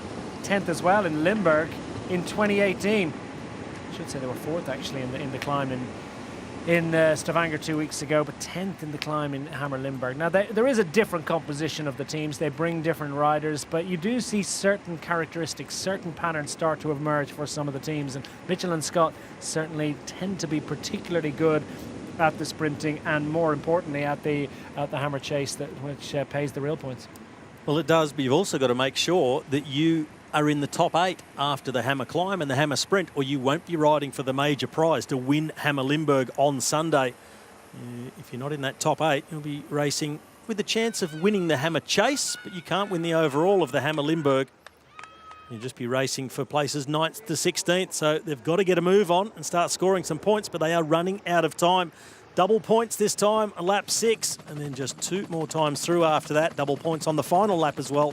I can tell you it's incredibly dark. We're in amongst the trees here at the sprint line at the top of the climb, and it is very, very dark indeed, and that usually means that there's precipitation to follow. At the moment, it's a dry road for the riders. The groups are coming back together again, splitting again, but still we have consistently got this group out front, as they have been for several laps now, with Remco Evenepoel in the company of Mathieu Bodner, Koen Bouwman and Tim Wellens, who did so much to create the possibility of these riders going and staying clear. And Ben Hermans, well, his energy and his enthusiasm and his ambition knows no bounds either, as he still finds himself a little bit clear of a chase group, with Caja trying to get involved. They've managed to score, well, not too much at the moment, sitting 14th. Haven't scored yet, so this is a useful bit of timing, to say the least. Well, it's a new team and a new face coming towards the front of the race. Well, Caja Rural, is that Aramburu? Number 131. I think I caught a glimpse of his number there. But he's making a big charge, and look at him just splitting behind, the gap opening up. Hindley, he can follow, so can Geschke, Ben Hermans. Oh, and Herman's been dropped, I mean, Herman's, after doing all that, maybe I've spoken too soon, and this is useful because they're coming up to this 4, and that is a nicely timed contribution. And it's something that you mentioned before the start, Robbie, is that this is the kind of event where the things can change. They can really flip in the last 3 or 4 laps, and a nicely timed move when everybody else is absolutely out on their wheels could just pay dividends. And Caja Rural, they've come to race. The Pro Continental outfit are involved at the front as 4 become 8. Well, I said 4 become 8, just 3 dangling off the front. Bodner has a little look around. Evenepoel, he only knows one way. He wants to go again. He doesn't want to allow these riders in there. He's going to hammer it. He's just going to keep going. You saw Bowman, he actually sat up and let him drift back to that chasing group and popped himself on the back. But Evenepoel, he knows no other way. If you can go, the road's open in front of you. Hit it as hard as you can. It's hammer time. He's looking at all these guys around him saying, why are you waiting? Let's go. And he's just recovering, go again, recovering, go again. It is extraordinary. He's got such talent to burn, you might say. He's burned a few matches out there. Is he going to be allowed to stay out there solo to score the big points, especially given what we've got at the top of the hill this time round? Double points, remember. This is a big lap. Well, he'll be hoping that this chasing group does exactly what they're doing at the moment. Swing across the road, all look around at each other as he opens the gap up. Counter move coming now from Koen Bouwman, trying to go across the gap to the young Belgian. And again, behind, it's everybody looking at each other. Well, who is going to do the work? Bouwman opens up the gap, and Evenepoel, he has flown. He's only 19 years of age, already fourth place finisher in the Tour of Turkey this year. He's got a string of top results in his what's been a fairly limited program as his Deceuninck Quick-Step squad trying to train him up and bring him up into the big ranks with a fairly limited program just to ensure that they don't fatigue him too quickly too soon. But look at this, as there's a little bit of a reset in that chase group behind. It's Evenepoel riding solo, and a quite different character of a chase group that is already out of sight, but are they out of mind? Well, this is live power data here. You saw him just coming over the top of that little hill, 350 watts. Now able to freewheel, get down in the aero tuck as he comes down into the town of Vals. And that technical little section, this could really be an important point, or not could be, will be an important point for Remco Evenepoel. We saw him on the first lap with Greg Van Avermaet, the risks he was taking, how he was cornering across the cobbles and across the pavers through the township, and he really opened up a good gap. Quick look over the shoulder, freewheel, bit of a drink, bit of recovery, suck in that oxygen and get ready for the next climb where there's 200 points on offer at the top. Well, Deceuninck Quick-Step currently lead this bike race. They have got an advantage of just 24 points over Bora Hansgrohe, been scoring so consistently, courtesy of Maciej Bodnar. And for all that this is a team event, what we've been seeing in the Hammer Climb, in Hammer Limburg 2019, is that it's a single rider, or maybe two at most, that have been able to score through consistently through each of the sprints. So it's a useful opportunity now to go solo, to race as only he knows how, or at least as he only knows how is probably a better way of putting it. As Remco Evenepoel hits the climb once more, looks around anxiously and gets the signal that he wants. It's a clear road behind him, and the 19-year-old Belgian rider is living up to his billing as one of the top up-and-coming riders of his generation. Looking anxiously, but I don't think you need to be too anxious for a while. Continue to ride, Remco. Well, he looks back, but I can tell you, Remco, there is not much to see behind you through all those lefts and rights, because the way he just hooked through town, he has opened that gap right up and behind. Nobody able to match the speed of the young Belgian through town. And look at the gap. He takes another look and still sees nothing. Super opportunity for him to hoover up some points. And, you know, if you can't do it one way, why not do it another way? Could not, for the life of him, beat Maciej Bodnar in a sprint, as we see people maybe getting involved in a way they might not ought to, as behind, well, we're continuing to see this fantastic contribution. Where's Jay Hindley going to do about this one? Geschke behind, watches with interest, but perhaps not able to get back on terms, as Maciej Bodnar wants to ensure that the big double points opportunity, if he's not going to get first, he at least gets second and keeps Bora Hansgrohe as close to Deceuninck Quick-Step as possible. Well, Evenepoel, he has got such a gap. He is ridden out of sight of this group, and you see riders really starting to struggle with the pace of the race. The group splitting up, and the fresh rider coming through, and it is Aramburu from Caja Rural, number 131. He is the man pushing the pace. He's got Jai Hindley with him, and the rest of the group starting to splinter. Bowman here at the back, number 1. Tom Scully, Ben Hermans, they are finding the pace a bit tough to handle. Well, Geschke moves out, looks for a contribution from Ellison. Ellison looks frantically behind him to see who's going to come with him, because he needs to try and get his skates on to get across to Tim Wellens, as Greg Van Avermaet too, and Wellens still hanging in. Yeah, it's solid stuff, but they find themselves now half a minute down, and Remco Evenepoel, Deceuninck Quick-Step with the advantage. This young man, what a solid rhythm, not quite equal to the sprint of Maciej Bodnar, but his ability to recover, go again, recover, go again is the equal of no other rider in this bike race at the moment. Well, where there's a will, there's a way, and we saw the talk between Evenepoel and Tim Wellens, probably talking about the possibility of attacking Bodnar to get rid of him because he was just too quick across the top of the climb. But Evenepoel, he went away on a downhill. When everybody started to think, well, it's coming back together, time for a little breather, reassess, Evenepoel said, well, I've got a length gap, I'm going, and he has gone. He forgot to bring Tim Wellens with him, and indeed Tim Wellens is struggling in the wake of Maciej Bodnar at the back of this group to weld it back together again, to make it 5 chasing 1. Jai Hindley ahead of Aramburu, the Spanish rider, young Spanish rider, just 23 years of age.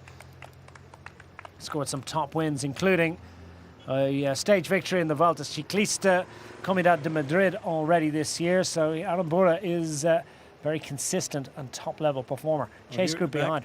Bormann, number 1, and Jasper Stuyven, Tom Scully, Elisonde, Simon Geschke and Ben Hermans. They have now been distanced. This is Group 2 on the road, and it's an attack from Tim Wellens. Aramburu is the man who responds. Well, did I say Tim Wellens was struggling to stay with them? He gets on terms, but he was hoodwinking a little bit, wasn't he? Because he's able immediately to jump away, and Aramburu it is who sees the danger and wants to get back on terms with him. So Wellens now clear and racing for second, but then no one is going to catch Remco Evenepoel for the top points. And remember, it's a double point score on this time up and across the line. Tim Wellens in the wake of his young compatriot, as it's a top point score for the Declining Quickstep squad in prospect in just a few moments. Aramburu, what a great effort from him. He's really timed his run for Caja Rural in this little behind from Tim Wellens, as if to say, are you going to try and come round me? Well, here he comes, Remco Evenepoel, an attack halfway around the circuit on a nondescript piece of road, opened it up and then absolutely cleared out 200 points for De Koning Quickstep. Evenepoel, daylight second, Aramburu with Wellens. They look like they're going to take second and third. A look back for Wellens. Well, you've got to be looking forward. This one still can't see Evenepoel. Well, this one's going to be contested. There are just too many points to even think about trying to ride together to try and get back on terms. And Greg van Avermaet is going to diesel his way to the line here with a couple of riders, not least Machi Botnar with him, as Aramburu is going to drag Caja Rural up the standings with this contribution. Lotte Soudal scored third place points courtesy of Tim Wellens, and behind Botnar is the premier sprinter, really, ahead of Greg van Avermaet. Jai Hindley, Feline is thereabouts once more. Stuyven up there for the Trek Segafredo squad. So we're having that swap situation where riders are dropping back, being replaced by other teammates. Well, some of the original riders of the break, Scully and Geschke, they fill the top 10, and the rest, no points on offer for them, and nothing coming in the distance as well. And it looks like this is going to be the 10 riders who fight out the rest of the points on this hammer climb. But it's a dominant performance from this man, Remco Evenepoel. He's been in everything since lap 1. He was the man who came up to the Olympic champion, Greg van Avermaet, tapped him on the backside, said, follow me, I'll show you the way.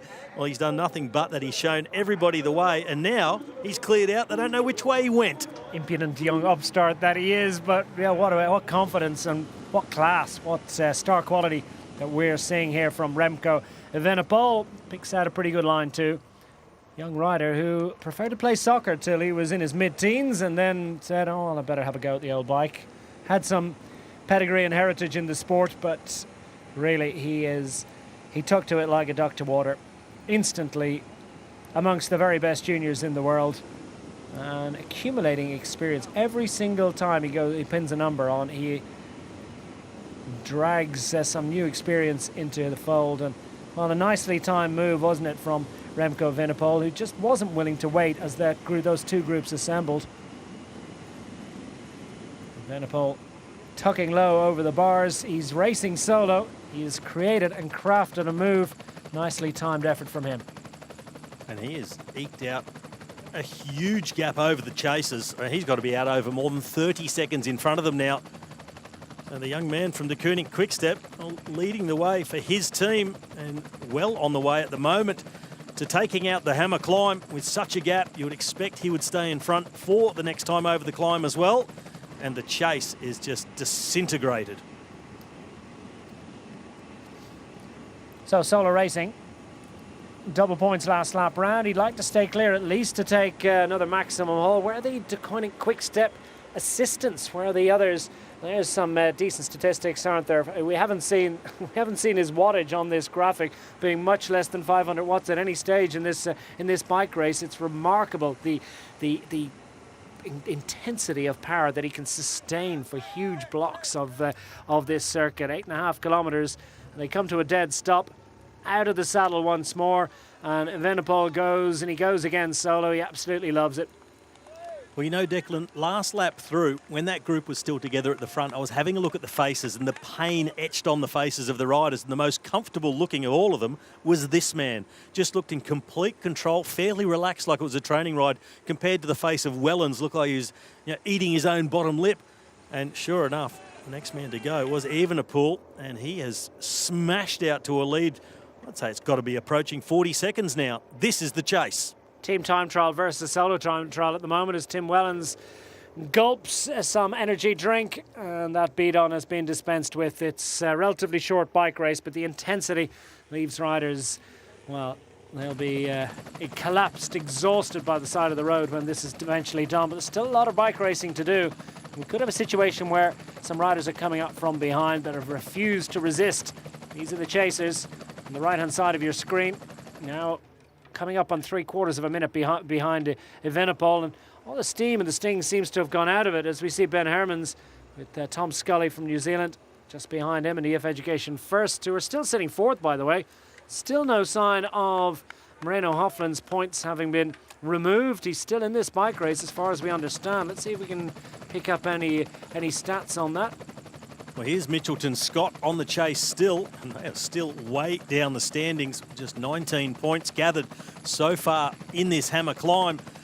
And they continue to chase, but it does not look like they are going to get back towards the front of the race. And they could be finishing well outside the top 10 with a whole lot of work to do tomorrow in the hammer sprint if there to be any hope of starting in that first group, the finalist group in the hammer chase on Sunday. Yeah, all-important group. If you're not in that, you cannot win this event overall. You can win the hammer chase, of course, but you can't win hammer Limburg. So for Mitchell and Scott, they've never been lower than third. A little bit of work to do. And Remco Evenepoel is finding it hot work out there. He's sort of saying with that gesture, don't make me come to you, you come to me. I'm all alone, you've got all the road, just cross it.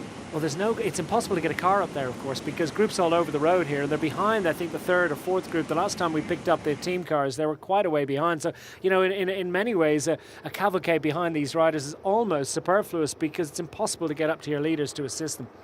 Just no, one if there's car a mechanical incident in the front of the race, then that's curtains for the rider because this peloton is completely splintered around the course.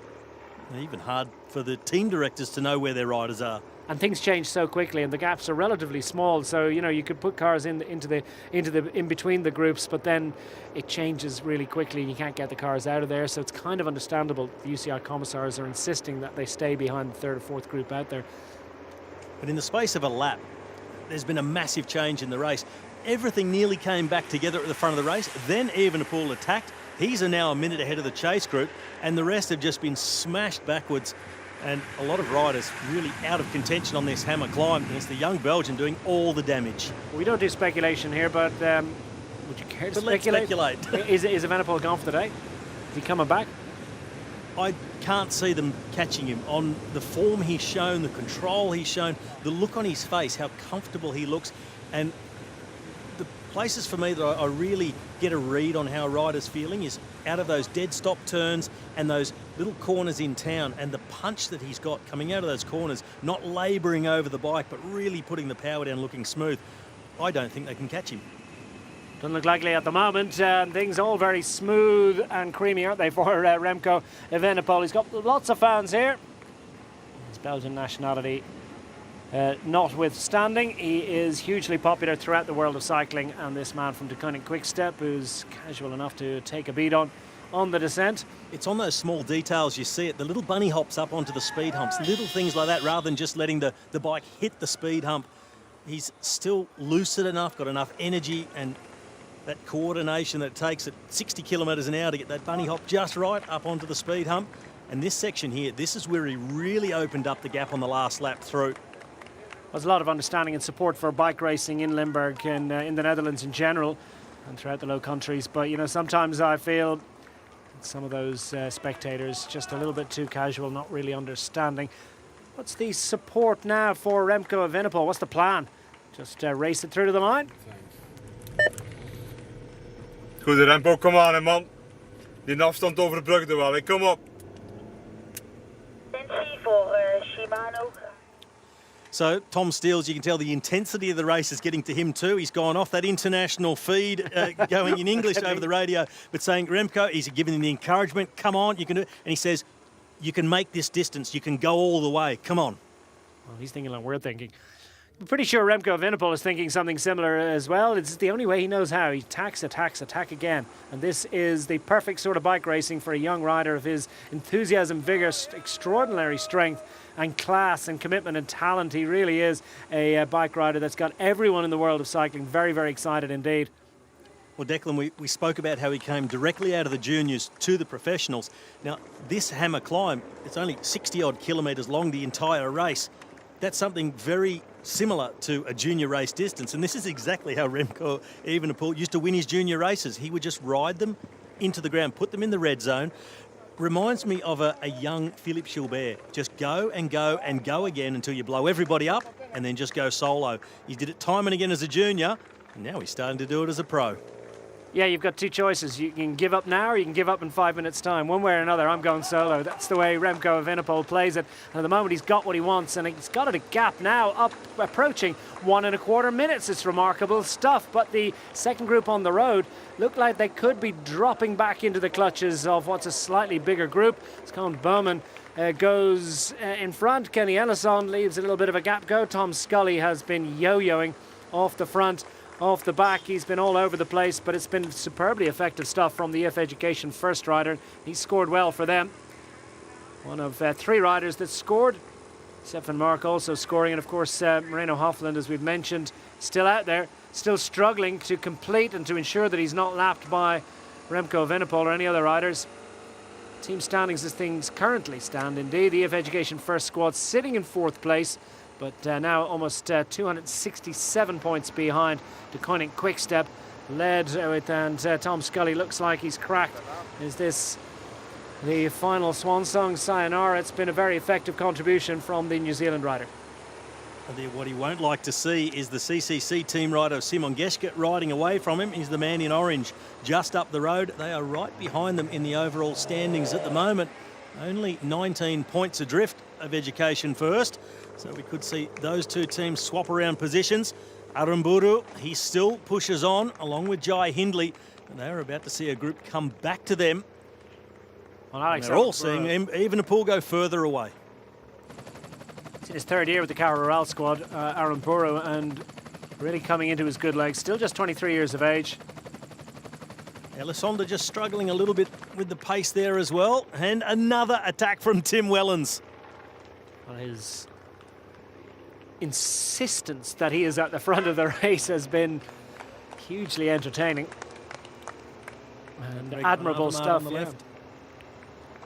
So Greg Van Avermaet on the left in the orange of CCC, the Olympic champion. Ben Hermans, his fellow countryman in the blue of the Israel Cycling Academy, wants to get across to Tim Wellens, who's just joined up with Sunweb's Jai Hindley, and Alex Aramburu in the green of Cajarural, the Spanish rider. Looks as if he's in a world of hurt now. The pain is really etched on the faces of all of these riders. This is such a tough spin. The hammer climb living up to its billing and its reputation. Remco Evenepoel even looks like he's starting to huff and puff a little bit, but he's up and across and onto the flat section, and it's a top haul of points coming up for the Belgian rider. De Koning Quickstep set to extend their advantage. I don't see two riders scoring well for any one of the other teams, so it looks to me as if this is going to be an advantage extension for De Koning Quickstep. Well, the only team with two riders left up in the front of the race is CCC with Van Avermaet and Geschke, but they're a little bit further back and won't be scoring major points this time through. And the gap is a large one between De Koning Quickstep and CCC, back in fifth overall at the moment. Closest to De Koning Quickstep is Bora Hansgrohe with Bodnar, who's also starting to fade. And it's just a march by Remco Evenepoel. He's been in everything. He's been beaten in a couple of the sprints by Bodnar. But as the race went on, he just got stronger. He just maintained as the others got weaker. And he is almost single-handedly going to win this hammer climb for De Koning Quickstep. Yeah, not done deal yet, but looks pretty good at the moment, doesn't it, for Remco Evenepoel. The gap has stabilised a little bit to the group behind. We've got 7 of the 9 sprints completed to this point, and the gap has come down ever so slightly as there's a little bit of activity behind. Riders want to try and race clear of the others, led by Tim Wellens. Alex Aramburu Jai Hindley and Ben Hermans, who looked good there for a little while to get across. He's just slipped back a little bit. Maciej Bodnar's really starting to feel the pinch. He's been up front and is scoring so well for the Bora Hansgrohe squad, but he's starting to drop back just as his rivals and his earlier breakaway companions are maintaining their position close to the front. So that could be critical for Bora Hansgrohe. Hermans with CCC's Greg van Avermaet. Bit of a contest now for second place points across the line. Will Alan Burra be able to roll over Tim Wellens? Looks like he can do it. Jai Hindley's going to stay. Oh, he's not going to give it up, is he? It's going to have to be a full-blooded sprint to the line for Alex Alan Burra as he takes second place points from Cara Rural. Lotto Soudal scoring with Wellens in third. Team Sunweb, CCC. Jasper Stuyven up again for the Trek Segafredo squad, who are having one of their best single days of racing in the Hammer Series. Ben Hermans for the Israel Cycling Academy squad. Geschke making it 2 CCCs in the top 10. Useful double point score, and we haven't seen too much of that today. Bodnar's continuing to score, dropping back in the top 10 though. Kenny Ellison there as well for the Team Ineos squad. There's the overall standings. Koenig Quick-Step squad extending and looking home and hosed. Is it too early to start awarding the garlands? I think it probably is. Bora Hansgrohe sitting in second at the moment, but could come under the attack and looking a little bit vulnerable in that second position. Well, I think we can just about hand it to the Koenig Quick-Step with 767 points and a big gap over Bora Hansgrohe. I think that Bora Hansgrohe are going to be under real threat from Lotto Soudal, with Tim Wellens still on the march and still scoring good points, third across the line that time, and Bodnar a lot further back in the top 10, looking like he's starting to struggle. It'll be Lotto Soudal who can lift themselves up into second. But for my money, the Koenig Quick-Step will take this hammer climb, as the gap is at 1 minute and 20 seconds to Remco Evenepoel, to his nearest chasers, led by Tim Wellens, along with Aranburu and Jai Hindley. But only one of the teams has failed to score of the 15 squads that took to the start line. Seems like a million years ago now. It was only just over an hour ago, but the Nippo Vinifantini Faizzani squad to give them their full title haven't yet to trouble the scores in this hammer climb. Mitchell and Scott sit 14th of the 15 squads. They've got big work to do in the hammer sprint tomorrow. UAE Team Emirates are sitting in 13. Team Dimension Data, all relatively new to this class of racing, and they're also playing themselves in. Team Ineos have had Kelly Ellison showing plenty of enthusiasm and aggression, scoring well again last time round, but sitting 11th, further down than they might like. Ben Hermans has been contributing well of late, and he's moving Israel Cycling Academy up through the standings. Cara Rural sit 9th, handily placed as Remco Evenepoel starts to launch. He's extending his advantage, now up 1 1/3 minutes. Well, just look at the body language there, Declan. Just the power coming out of Remco Evenepoel. Just another quick drink while he's on the climb. There's just a sign that he's in control and feeling good. And when you're really out of breath, you're in the red zone, the last thing you do is reach down for your drink bottle while you're going up a hill. So takes the last sip, throws that away, says, well, I can get 14 kilometres, or if I can't, I know the Soigneur is standing at the top of the hill, and maybe I can get him to come a bit closer across the road towards me this time through. Yeah, the body language says it. There's a swagger about him, the confidence, the aura, but it's entirely justified. He's got the strength. And the calmness on his face. He's just, the whole time out there, never looked like he was in trouble. He was getting beaten in those sprints for the line by Bodnar, but for the rest of the time round, he looked in complete control, like he wasn't really hurting, and it's proved to be so. 1 minute 20 ahead of this group here at the back. Ben Hermans, Aranburu in front of him in the green. Greg van Avermaet in the orange on the right, along with Jai Hindley. Wellens in second wheel, and Jasper Stuyven from Trek Segafredo is the man on the front as they now hit that right-hand hairpin and start on the second climb of the circuit. Not worth points, of course, but it definitely hurts. Well, it's 6 chasing 1. If you think that's an unequal struggle, you're absolutely right. The one rider up front's extending his lead over the 6 chasers, led at the moment by Tim Wellens. He's on the front of that group.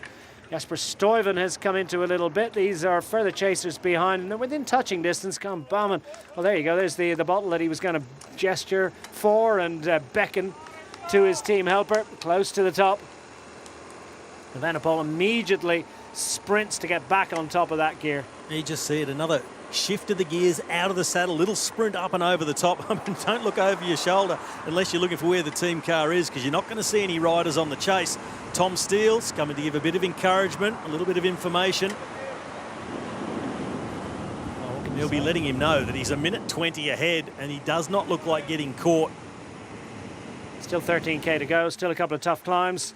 But are we going to see some tactical play between these riders, or they continue to hammer it? There's the composition of this group with Alex Arambura up there for the Cahir Rural for the Pro Continental Division 2 outfit.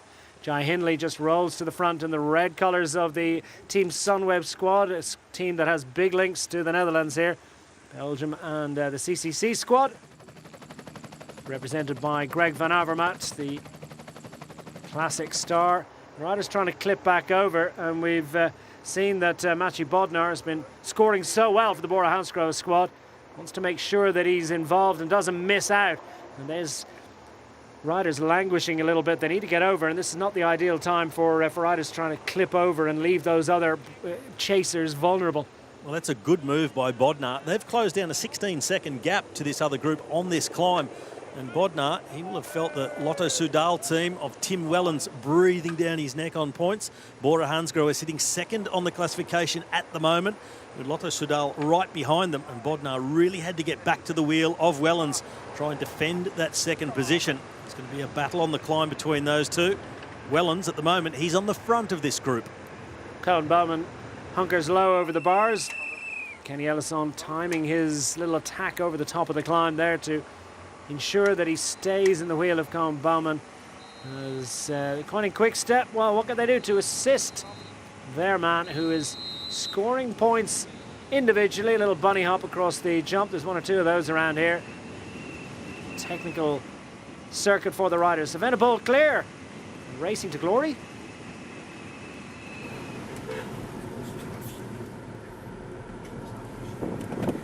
Ja, makker. Ja, zeg. Nu 20 voor. Wat is dat allemaal? So they're a little bit in awe of what the young man is doing as well. He comes up and he says, hey mate, a minute 20 in front with a laugh.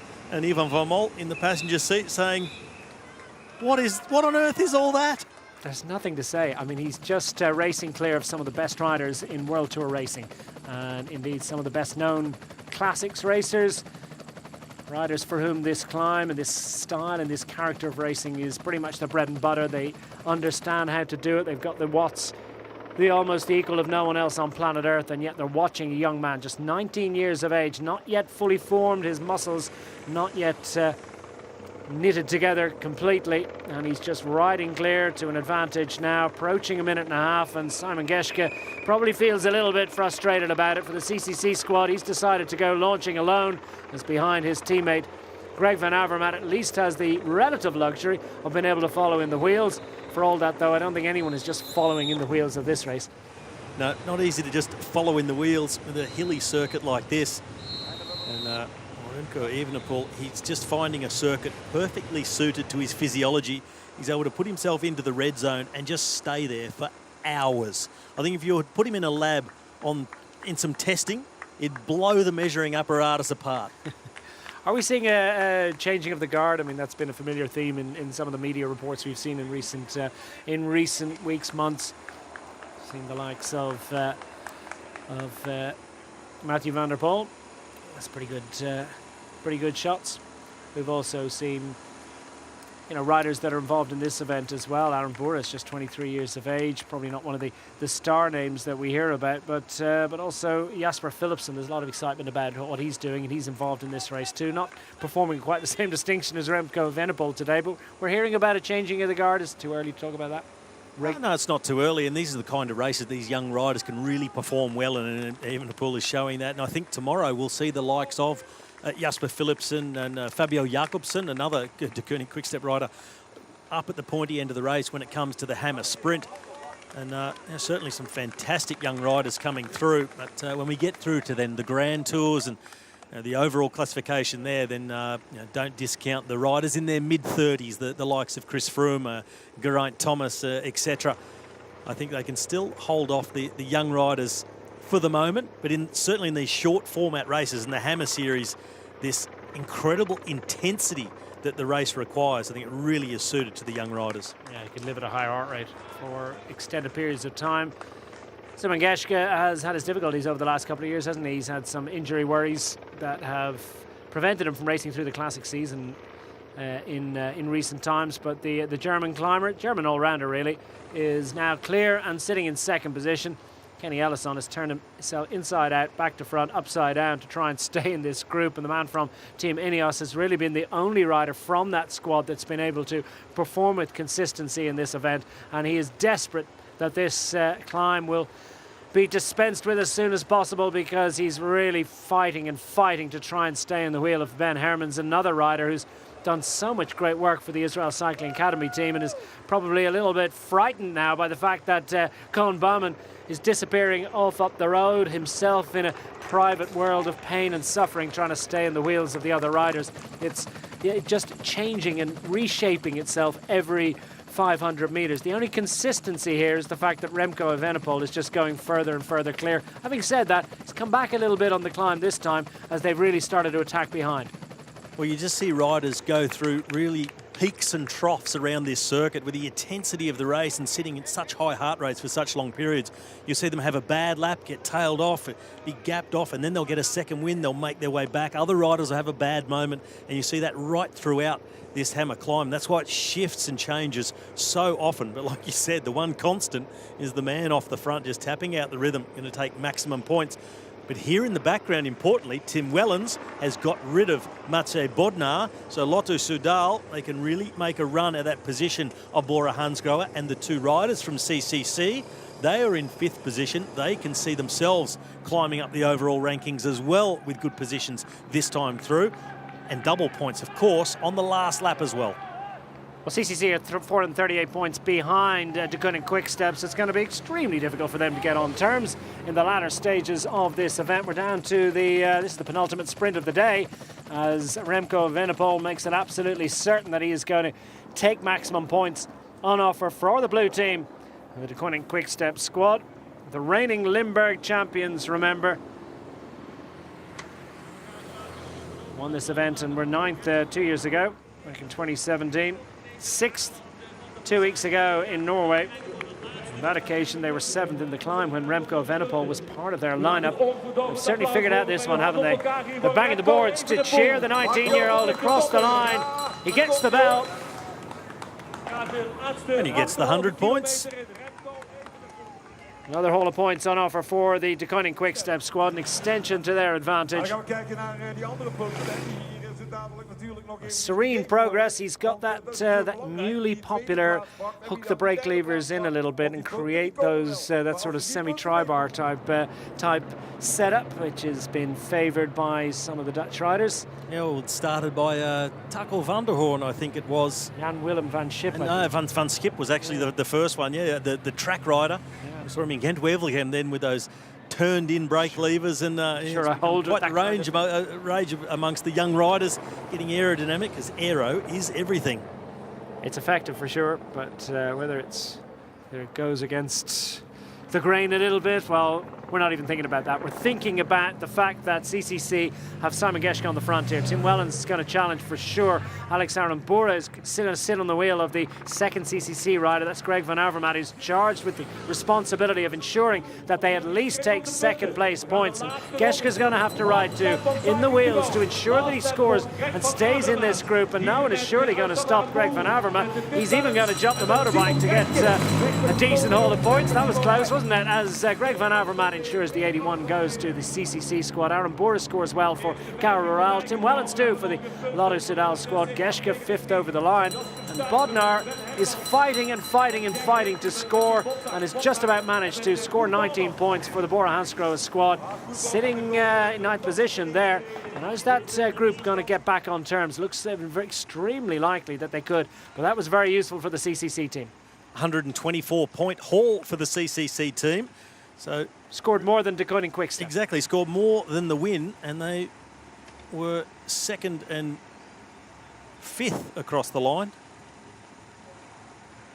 So a good points haul there for CCC, moves them up to 4th. They've now gone past Education First, and Lotto Soudal are breathing down the neck, 5 points behind Bora Hansgrohe. So Tim Wellens did everything he could, but there's two faster men in Van Avermaet and Aramburu, and this time with double points. Tim Wellens would love to be able to hold off the group of Matej Bodnar, and that would see Lotto Soudal climb their way into second place, with CCC also not far behind them. And of course, with 2 riders in front, so we could even see CCC pull themselves up and leapfrog over Lotto Soudal and Bora Hansgrohe. Well, coming late and packing well towards the front is the CCC squad, as riders are going to be hoovered up from behind, as Jasper Stuyven in the red and white colours of the Trek Segafredo squad has the assistance of Koen Bowman, or does he? Who, at least at any rate, he has the company of Koen Bowman to try and drag themselves back up to this group of chasers. And we've got still riders all over the road, and Maciej Bodnar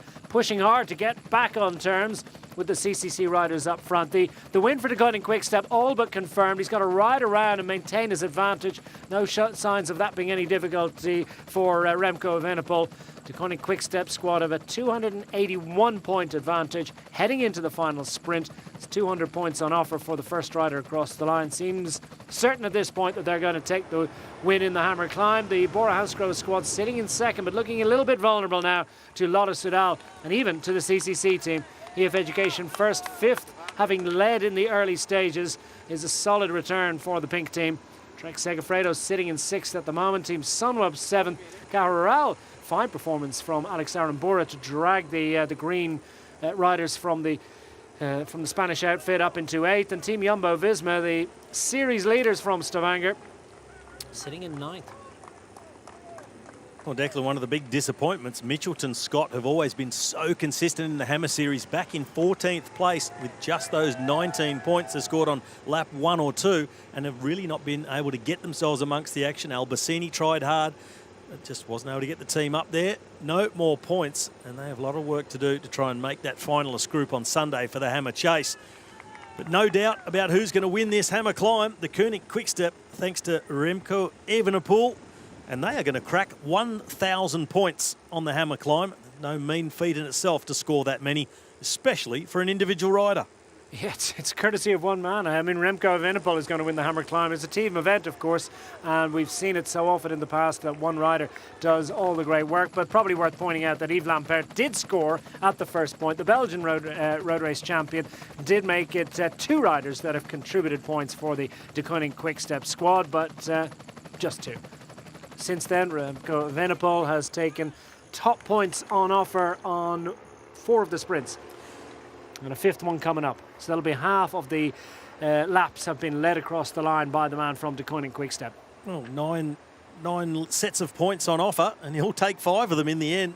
So he's done better than 50%. An incredible effort from the young Belgian. Just under 5 kilometres to go now. He is up and over the top of this climb and back over the border and into Holland. This is the group led by Maciej Bodnar, and he would desperately love to close down on that group with the 2 CCC riders and Tim Wellens, because Bora Hansgrohe at the moment are still sitting second overall, 586 points, 581 for Lotto Soudal, and Tim Wellens is up front. And those 2 riders from CCC, well, they could be almost the move of the day. If it wasn't for this man, they would be the move of the day if they can bring themselves up to second overall, having Geschke and Van Avermaet up the front. It's a 3-day event, of course, and CCC are putting themselves in prime position ahead of the hammer sprint tomorrow. And then we've got the all-important hammer chase to complete on Sunday afternoon. So this is just the first part of a triptych. It's going well indeed. It's all smiles for the Deceuninck Quick-Step. They're enjoying themselves out there. It's easy when you're winning.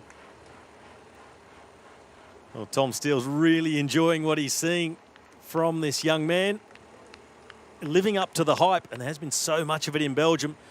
Indeed, in international press as well. The dual world champion from last year's World Championships. Well, he seems to be able to take it, doesn't he? He seems to be a confident man who's capable of understanding it.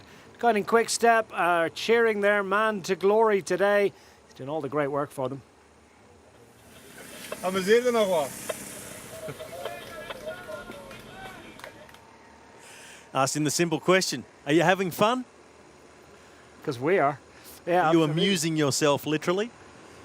Well, he's doing the only thing that he is put on planet Earth to do, really. Well, not maybe the only thing, but certainly the thing that he does with the greatest of ease and facility. He just seems so much at home at his work. Remco Evenepoel. Well, I think he's the type of athlete who could turn his hand to almost anything and be successful, and we can just be happy that he's turned his hand to cycling. He was good at that soccer ball kicking competition. You know who else was a good footballer? Well, in fact, a keeper was Greg Van Avermaet. So football's It's a good lost, five-a-side cycling's team here. gain. Yeah. This is the chase group. This is the group with Bowman, and also in this group, Mathieu Bodnar. Really hoping to defend that second place, but the gap between the other two groups on the road behind Evenepoel, 23 seconds. And it doesn't look like Bodnar is going to catch up to the group of Wellens, along with Van Avermaet and Geschke and Aramburu. And the last time down into the town of Vals for Remco Evenepoel. No risks this time. The gap is big enough. One more climb to go, and he'll wrap up the hammer climb for De Koning Quickstep. He shakes the thighs, trying to shake a bit of a life in it. Even for Remco Evenepoel, it's starting to hurt a little bit, and he will be a happy and satisfied man when he gets to the top of this hill. There can be no risks now. He's got to ensure, as we see the flash photography hereabouts, he's really lighting up the gloom at the top of this climb. It's extremely overcast, the trees overhanging and denying us any bit of light that's coming out of the sky, and I can assure you it's extremely dark, but looks like the weather's going to hold off, so it's good news for everyone involved in this hammer climb, as Koen Bouwman wants to go clear for the host nation, wants to try and show a clean pair of wheels to the rest behind. Ben Hermans from the Israel Cycling Academy team just looks as if the fight's almost gone out of him. He'll battle to try and score some decent points at the top. Kenny Ellison just ensuring that he stays with the others as well. And more trying to race into contention. Tim Wellens, his number flapping about in the breeze. How much has he managed to contribute for the Lotto Soudal team today? It's been very effective indeed. And the Lotto Soudal team with an opportunity to move up and ahead of Bora Hansgrohe on this final climb. The same goes for CCC, and an important attack there from Koen Bouwman from Jumbo-Visma. He's only 1 point behind Caja Rural. He really need to catch this group and beat Aramburu across the line to overhaul them. And he can move them up a couple of places, Bouwman, if he can get up to this group and beat a couple of these riders. Needs to get across on this relatively flat section and then have the strength to stay with them and then produce some sort of a point-scoring position. But he's going to have a go at it, and it's quite the gap. He's having a go, but it is a big gap, so he'll have to have his best climb. As I think these riders, as they fight it out, they'll prevent Bouwman from coming back. Aramburu, he keeps pushing the pace on, and great things for Caja Rural. And Tim Wellens, well, he'll, I think, need to try and offload both Aramburu and Greg Van Avermaet, both faster finishers on this flat section across the top of the climb. So expect another attack from Tim Wellens. And it's not really going out on a limb saying expect an attack from Tim Wellens, because he's only made about 120 attacks in this hammer climb race so far. Every time he's got dropped, he's attacked. It's remarkable resistance, it's remarkable enthusiasm, it's remarkable talent.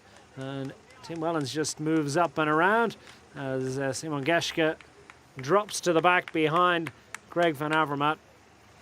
Well, here's the recap. The first 8 laps of Tim Wellens, an average power of 315 watts, a maximum of 1160 in one of the sprints, a 35.5 kilometre an hour average over 8 laps of this course, which is very, very hilly. That includes the descending, remember? Yeah, it'd be nice to see the normalised power there. It's probably, 450 or more. Exactly, because some of the time he's just on the downhill section, sort of just turning it over. They are big power numbers on this sort of circuit. Oh, and here's the attack. We're expecting it from Wellens, but it's an actual fact, isn't it? An attack, as he got the legs for an attack at this point. As Greg Van Avermaet tries to draw himself and Alex Aramburu clear, and Simon Geschke is not going to be the one chasing up and around, because he'd like to eliminate Tim Wellens from the point scorers. It could be a useful situation here for Greg Van Avermaet, who's going to try and continue to ride it to the line, with the CCC team sitting in 4th, going to the final sprint, and with a super opportunity to leapfrog Lotto Soudal and possibly Bora Hansgrohe, or maybe Bora Hansgrohe and possibly Lotto Soudal. Let's see how it's going to play out. Well, intelligent riding here from Wellens. Van Avermaet made the attack, and Wellens just let him make that acceleration, didn't really react with full force, but then just rode his way back across the gap. He's now gapped off Geschke a little bit, so Wellens, he's back on the front foot, he's got things back under control, but he needs to get rid of the 2 riders in front of him, because they will beat him in a sprint. Well, Geschke, it's your turn to attack, but I'm not sure he's... Well, he looked like he was just getting out of the saddle. I'm not sure he had the legs for an attack. Remco Evenepoel into the closing stages. Still very much in the saddle. There's the attack from Geschke. He had the enthusiasm, knew what was required of him, and so too did Tim Wellens, Alex Arambura as well. And now it's Greg Van Avermaet that's fighting to get back on terms. I'm starting to think Geschke's race radio is hooked up to your microphone, Declan, because on cue when you said it, he went. But Evenepoel, well, he's oblivious to all of that going on behind him. He is over the top of the major part of the climb. It's all flat through to the finish. He will take another 200 points. This will be the win of the Hammer Climb for De Koning Quick-Step. This will be the confirmation of the sort of hype that we've been hearing over the last couple of years. Remco Evenepoel is one of the big coming talents in world bike racing. He has demonstrated it throughout this Hammer Climb as Alex Arambura takes his leave of the rest. And who's going to cover that one?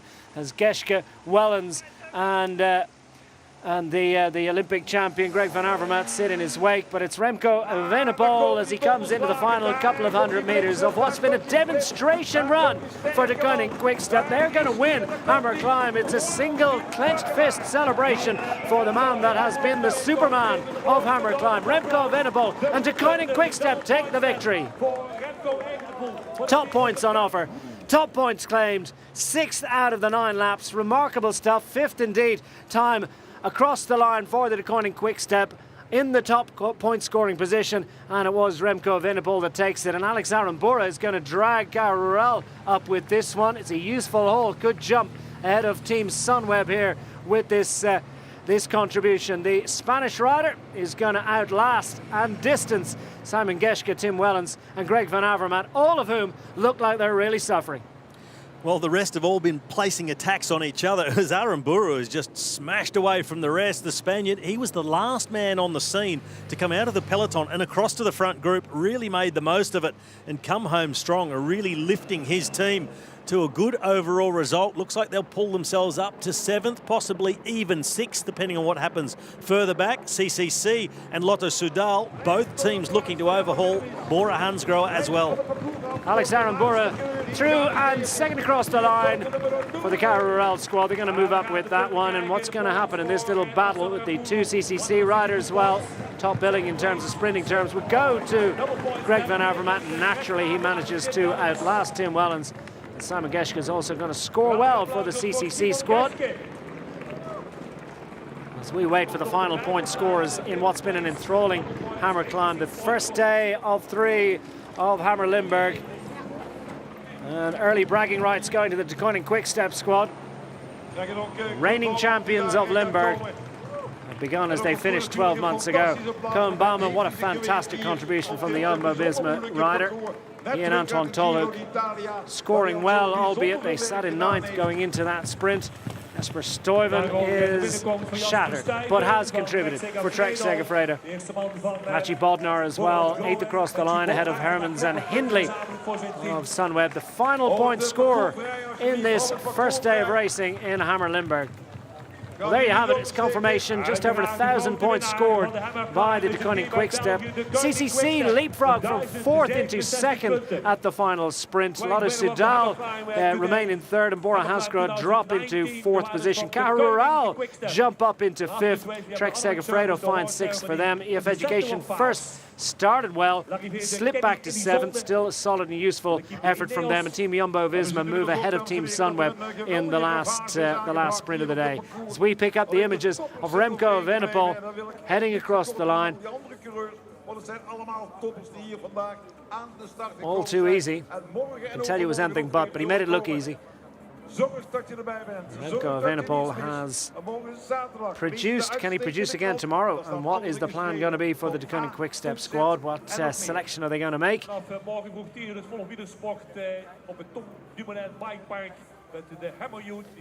the smile on the face of Remco Evenepoel, a big contrast to many of the other faces, I would say all of the other faces of the riders who have finished this Hammer Climb. It's grimaces all round, except for the young man from De Koning Quick-Step. A big grin, and he has taken over 1,000 points on his own. We say it's team racing, but a performance like this, well, he is single-handedly.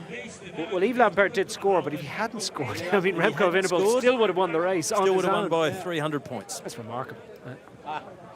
Truly is extraordinary, and he'll get the hang of these presentations by degrees.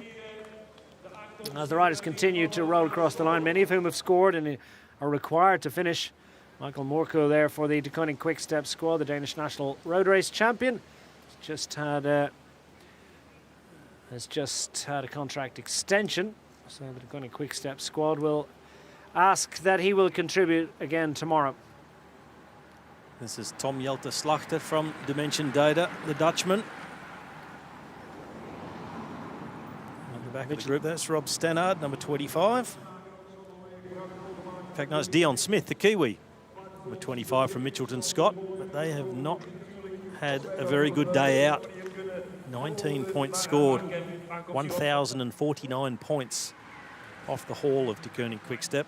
Yeah, more particularly 14th of the 15 teams. The last team to score, the only team not to score, Nippo Vinifantini. A difficult first experience in the Hammer Series 2019 for Nippo Vinifantini, although we have seen them go pretty well in the sprint element in the past. So riders continuing to come across the line as others, Colin Bowman and Jasper Stuyven among them, head back down to the team cars and towards the buses to consider what they've done and what is the effectiveness of that, and what are the tactics going to be for tomorrow's Hammer Sprint. Well, there you have it. There's the result of the Hammer Limburg climbing section. It's victory for De Koning Quick-Step ahead of CCC, Lotto Soudal, Bora Hansgrohe, Caja Rural, Trek Segafredo, EF Education first, Team Jumbo Visma, Team Sunweb and Israel Cycling Academy on the outside of the top 10, but a dominant performance for De Koning Quick-Step in the Hammer Climb.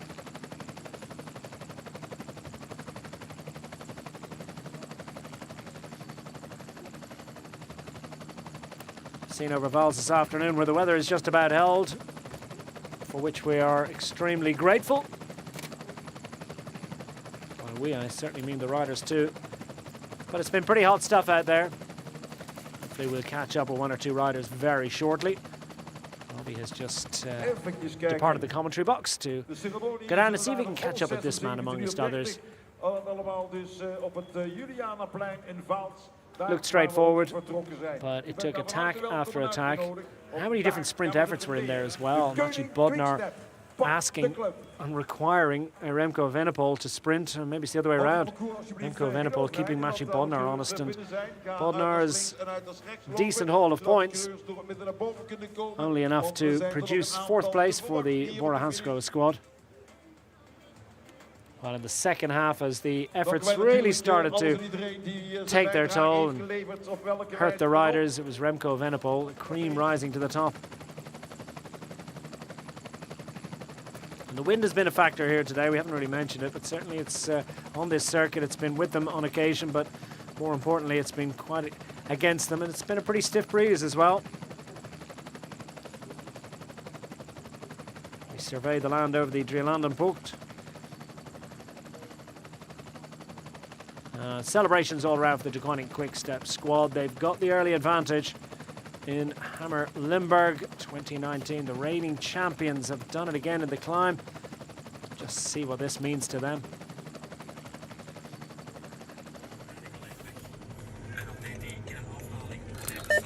Knap maken.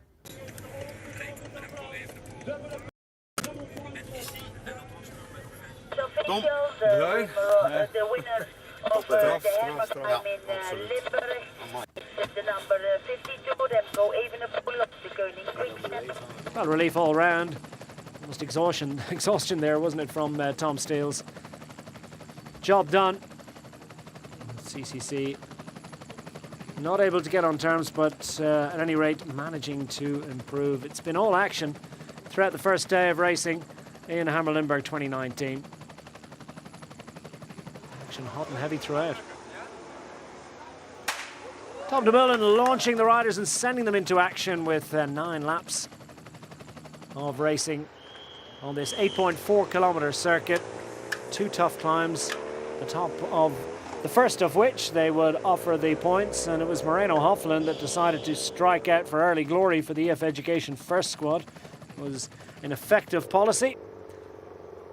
Hofland scoring well, then dropping into the clutches of the main bunch and being spat out the back, as it was Greg van Avermaet that launched the first meaningful attack and drawing some riders clear that we'd see a lot of throughout the remaining 9 laps. It was Remco Evenepoel that showed the first enthusiasm to get across, and then Tim Wellens, another star that decided to race clear. The Dutch sprint superstar Fabio Jacobsen will look to tomorrow when the terrain favours his particular skill set. As Antoine Tolhoek, Maciej Bodnar, Tom Scully also come up to get involved. Fabio Fellini for the Trek Segafredo team, trying to improve on their recent performances in the Hammer Series. And it was that particular combination that scored well in the early stages. But Tim Wellens, not satisfied that there was a full contribution from all the riders in there, decided to launch to thin things out a little bit.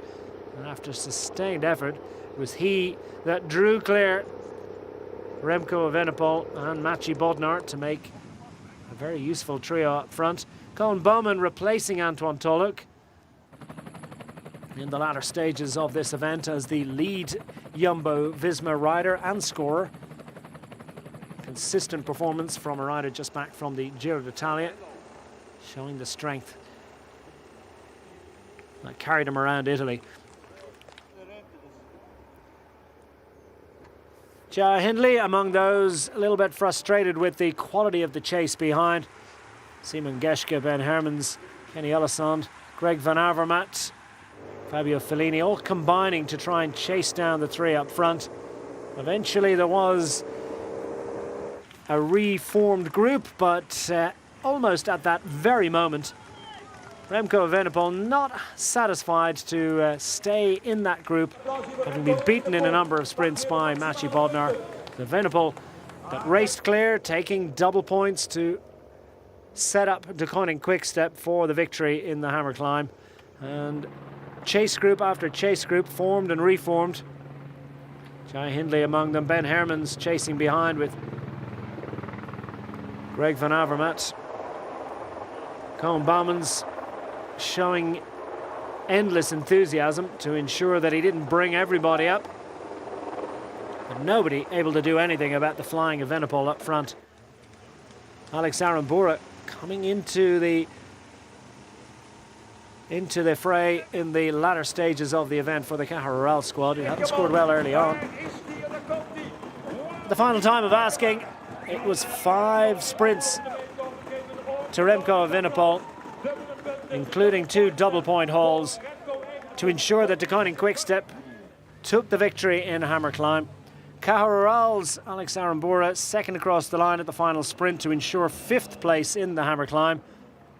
And a very useful contribution from the Pro Continental outfit. Behind, CCC combined well, put 2 riders into the point-scoring positions, with Greg Van Avermaet leading Tim Wellens of Lotto Soudal and his CCC teammate Simon Geschke across the line. And it was all smiles for Deceuninck Quick-Step at the line as Remco Evenepoel gets some much-needed sustenance.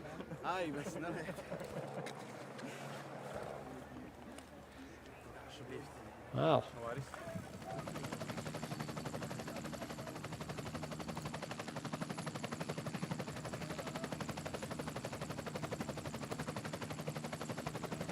So I think Robbie's caught up with the team from Deceuninck Quick-Step. Let's hear from them now. You know that the Hammer Series is a team race, right? Yes, but the team asked me to take as much points as possible today, and that's what I did, I guess. Tomorrow is a day for the other guys. They can do whatever they want, but tomorrow I'll take a rest day. But you still look pretty fresh despite the efforts out there this afternoon. But early on, you had your hands full with Maciej Bodnar beating you at the top of the climb, so you had to come up with another way to take the big points. Yes, one time Tom, the sports director, told me that I only had to watch Bora. But then there was a small group that came back to us, and there was a little bit of hesitation between everybody. And I said, okay, now is the moment I go alone. And nobody reacted, and then I started a long way alone. It was a long way alone. Was there any point in the Hammer Climb race this afternoon that you weren't pushing 100%? That's difficult to say. I think it was just the whole time all out, even in downhills, because most of the time in the downhill was headwind, so it was a very hard day. So, Yves Lampaert, early in the Hammer Climb, you took points the first time through. And after that, you were able to just sit back and let it happen. Yeah, it was from the start full gas, and when I did my sprint, the lactate burned out of my legs. So I was quite a block when the other guys went in the attack, and from that moment on, I just could hope that Remco stayed in the front. But what he did today was phenomenal, and yeah, I'm really proud to be his teammate. And when we look at this on TV, we see everything happening. It looks fairly straightforward. But tell us from a rider's perspective on this circuit, just how much it hurts on a scale of 1 to 10. 11, 12, 13. It's really, it's from the hardest races we have. Normally it's more endurance that we do in the races. But like today, it's really from in the start full gas. And just for sure, like guys like me, who are a bit heavier than the climbers, is to hang on as long as possible. But yeah, like today, it's impossible to do the whole race in front. Now, Remco, this is how we used to see you win all of your junior races. Just go in the red zone, make everybody go in the red zone until they blow up and go alone. But did you expect really to be able to do this with the professionals so soon? No, not at all. I mean, I also train, I also work hard and do my best. So I always hope to hang on. But today I think I can be proud of myself to do this already. I mean, this is not an individual victory, this is a team victory. But I think for the team it's really good that we won today again, because last year we won the Hammer here in Limburg, so I think we have a big chance to win it again this year. And the morale is high, and you have a good sprinter in the team with Fabio Jakobsen, so I guess the weight of the expectation will be on him for tomorrow. Yeah, sure, but I mean the 4 other guys like Yves, Davide, Michael and Fabio, I think they can do some good sprints tomorrow, and I think we can win also tomorrow's stage. All right, well, enjoy the champagne, and we'll remember those words tomorrow and see how you get on in the Hammer sprint. Well done. Thank you. Well, smiles all round for the Declining Quick-Step squad. He said it's not just an individual win. Well, that's as individual a team win as you're ever likely to see. That's about the only thing that anyone's got wrong all day around there. That's some interesting champagne spraying technique there. He is only 19. I tell you what, he's got plenty of time to improve upon that. Remco Evenepoel in the final moments of the confirming his status as one of the greatest up-and-coming talents in world cycling. Confirming too that Declining Quick-Step have come to defend their title, and they want this one, and instructive too as well, that he will look to so many of the riders on his team, not just Fabio Jakobsen, but the entire squad, to put together a team performance in the sprint tomorrow, to ensure that they've got the best possible starting position for the Hammer Chase on Sunday afternoon. Robbie's made it back in. A bit chilly out there, Robbie. You managed to avoid getting sprayed? Oh, it's dropped about 18 degrees since about lunchtime today, and I managed to stay out of the champagne spray. Good dive. So, survived. And so too did the Declining Quick-Step team. They did more than that, didn't they? They were performed with great distinction collectively, but also most particularly as we get sight of the highlights once more with Tom Dumoulin setting them off. And it is, as we've said, as you said again and again, all about how you perform across the 9 laps. And Moreno Hofland, it's a solid effort. I mean, you know, for him it was probably the right thing to do. Absolutely the right thing to do for a sprinter like Moreno Hofland to go off with a really strong attack right at the beginning, make sure he grabbed maximum points, and he took the 100 points the first time through. So it was vital to his team, but also vital for him to finish, to keep those 100 points in the tally. And Education First, they've finished the day 7th overall in the Hammer climb, so it was a good effort. But pretty quickly things split up. Yeah, first meaningful attack came from Greg van Avermaet, very quickly joined by Remco Evenepoel, as others going south, and Fabio Jakobsen will look to tomorrow to, you know, he'll be at his strongest in the Hammer sprint. Well, that is the expectation, and his teammates just said it too. They've got actually a very strong sprint team here with Jakobsen, with Martinelli, with Yves Lampaert. So I expect big things from them tomorrow, but it was almost a one-man band this afternoon, but there was a lot of ebbing and flowing with constant attacks, and one of the men attacking so often was Tim Wellens, the man from Lotto Soudal. But every important attack that went, it was tracked by Remco Evenepoel. Lotto Soudal ending the day third, and you talk about one-man band because he was the one-man band for the Lotto Soudal team as well. Tim Wellens, the Belgian Classics star. They were second in the Limburg climb of 2018, would end the day third. So for Lotto Soudal, it was a pretty useful day out as well. Jumbo-Visma, they fought hard with Koen Bouwman and Antoine Tolhoek. Yeah, one of the few teams maximum to score. points though. Yeah, never. Well, they didn't have they had a climber for the hammer climb, but it was one of those climbs that really required a little bit of extra fast twitchers, didn't it? Yeah, that bit of punch at the end, the big power, and that's what Bodnar had, and he was out there in that breakaway, and he was beating Wellens and Evenepoel, and we saw them start to chat together because they were coming up with some sort of plan to try and unseat the big pole. And this was the moment. Things looked to be coming back together. Everybody having a look at each other. And Evenepoel said, all right, you stare at each other. I'll go up a couple of gears. And that was the decisive attack. It got him off the front. And on this technical section through the township of Vals, he opened that gap up and was just never headed again. That gap just grew larger and larger all the way around. And he started picking up the big points on offer. Yeah, 5 sprints that he was first across the line. 2 of which were double point scores, and he was second on at least 2 other occasions to Mathieu Bodnar. So what a contribution from Remco Evenepoel, right up there for each. I think he scored points at 8 of the 9 sprints. So for Evenepoel, extraordinary dominance. Well, even though he was a long way off the front, further back, the attacks just continued to rain down. Bodnar, as we expect for a more heavily built, a time trialist, started to get in a little bit of trouble. And one of the rides of the day was Aramburu from the Caja Rural team, came out of the main peloton, went through the groups and was on the charge, but no stopping this man, Remco Evenepoel from the Koenig Quickstep. He said time and again, it really is a team race. Yeah. But he's a pretty good one-man team.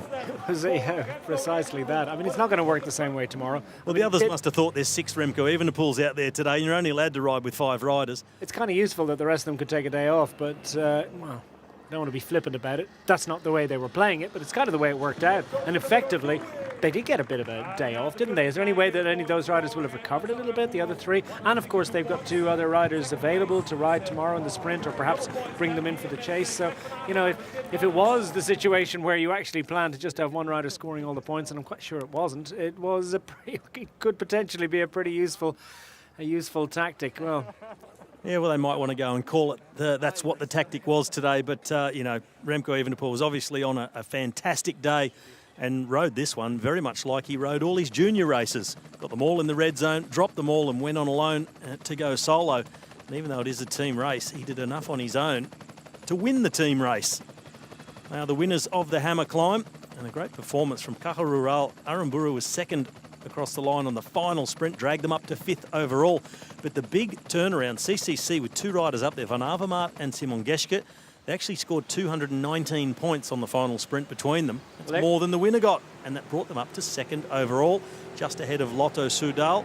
Bora Hansgrohe, the team of Mathieu Bodnar, and he was the big point scorer for them all day long. He brought them into 4th place. There's the standings, the only team up over 1,000 points. Declining Quickstep.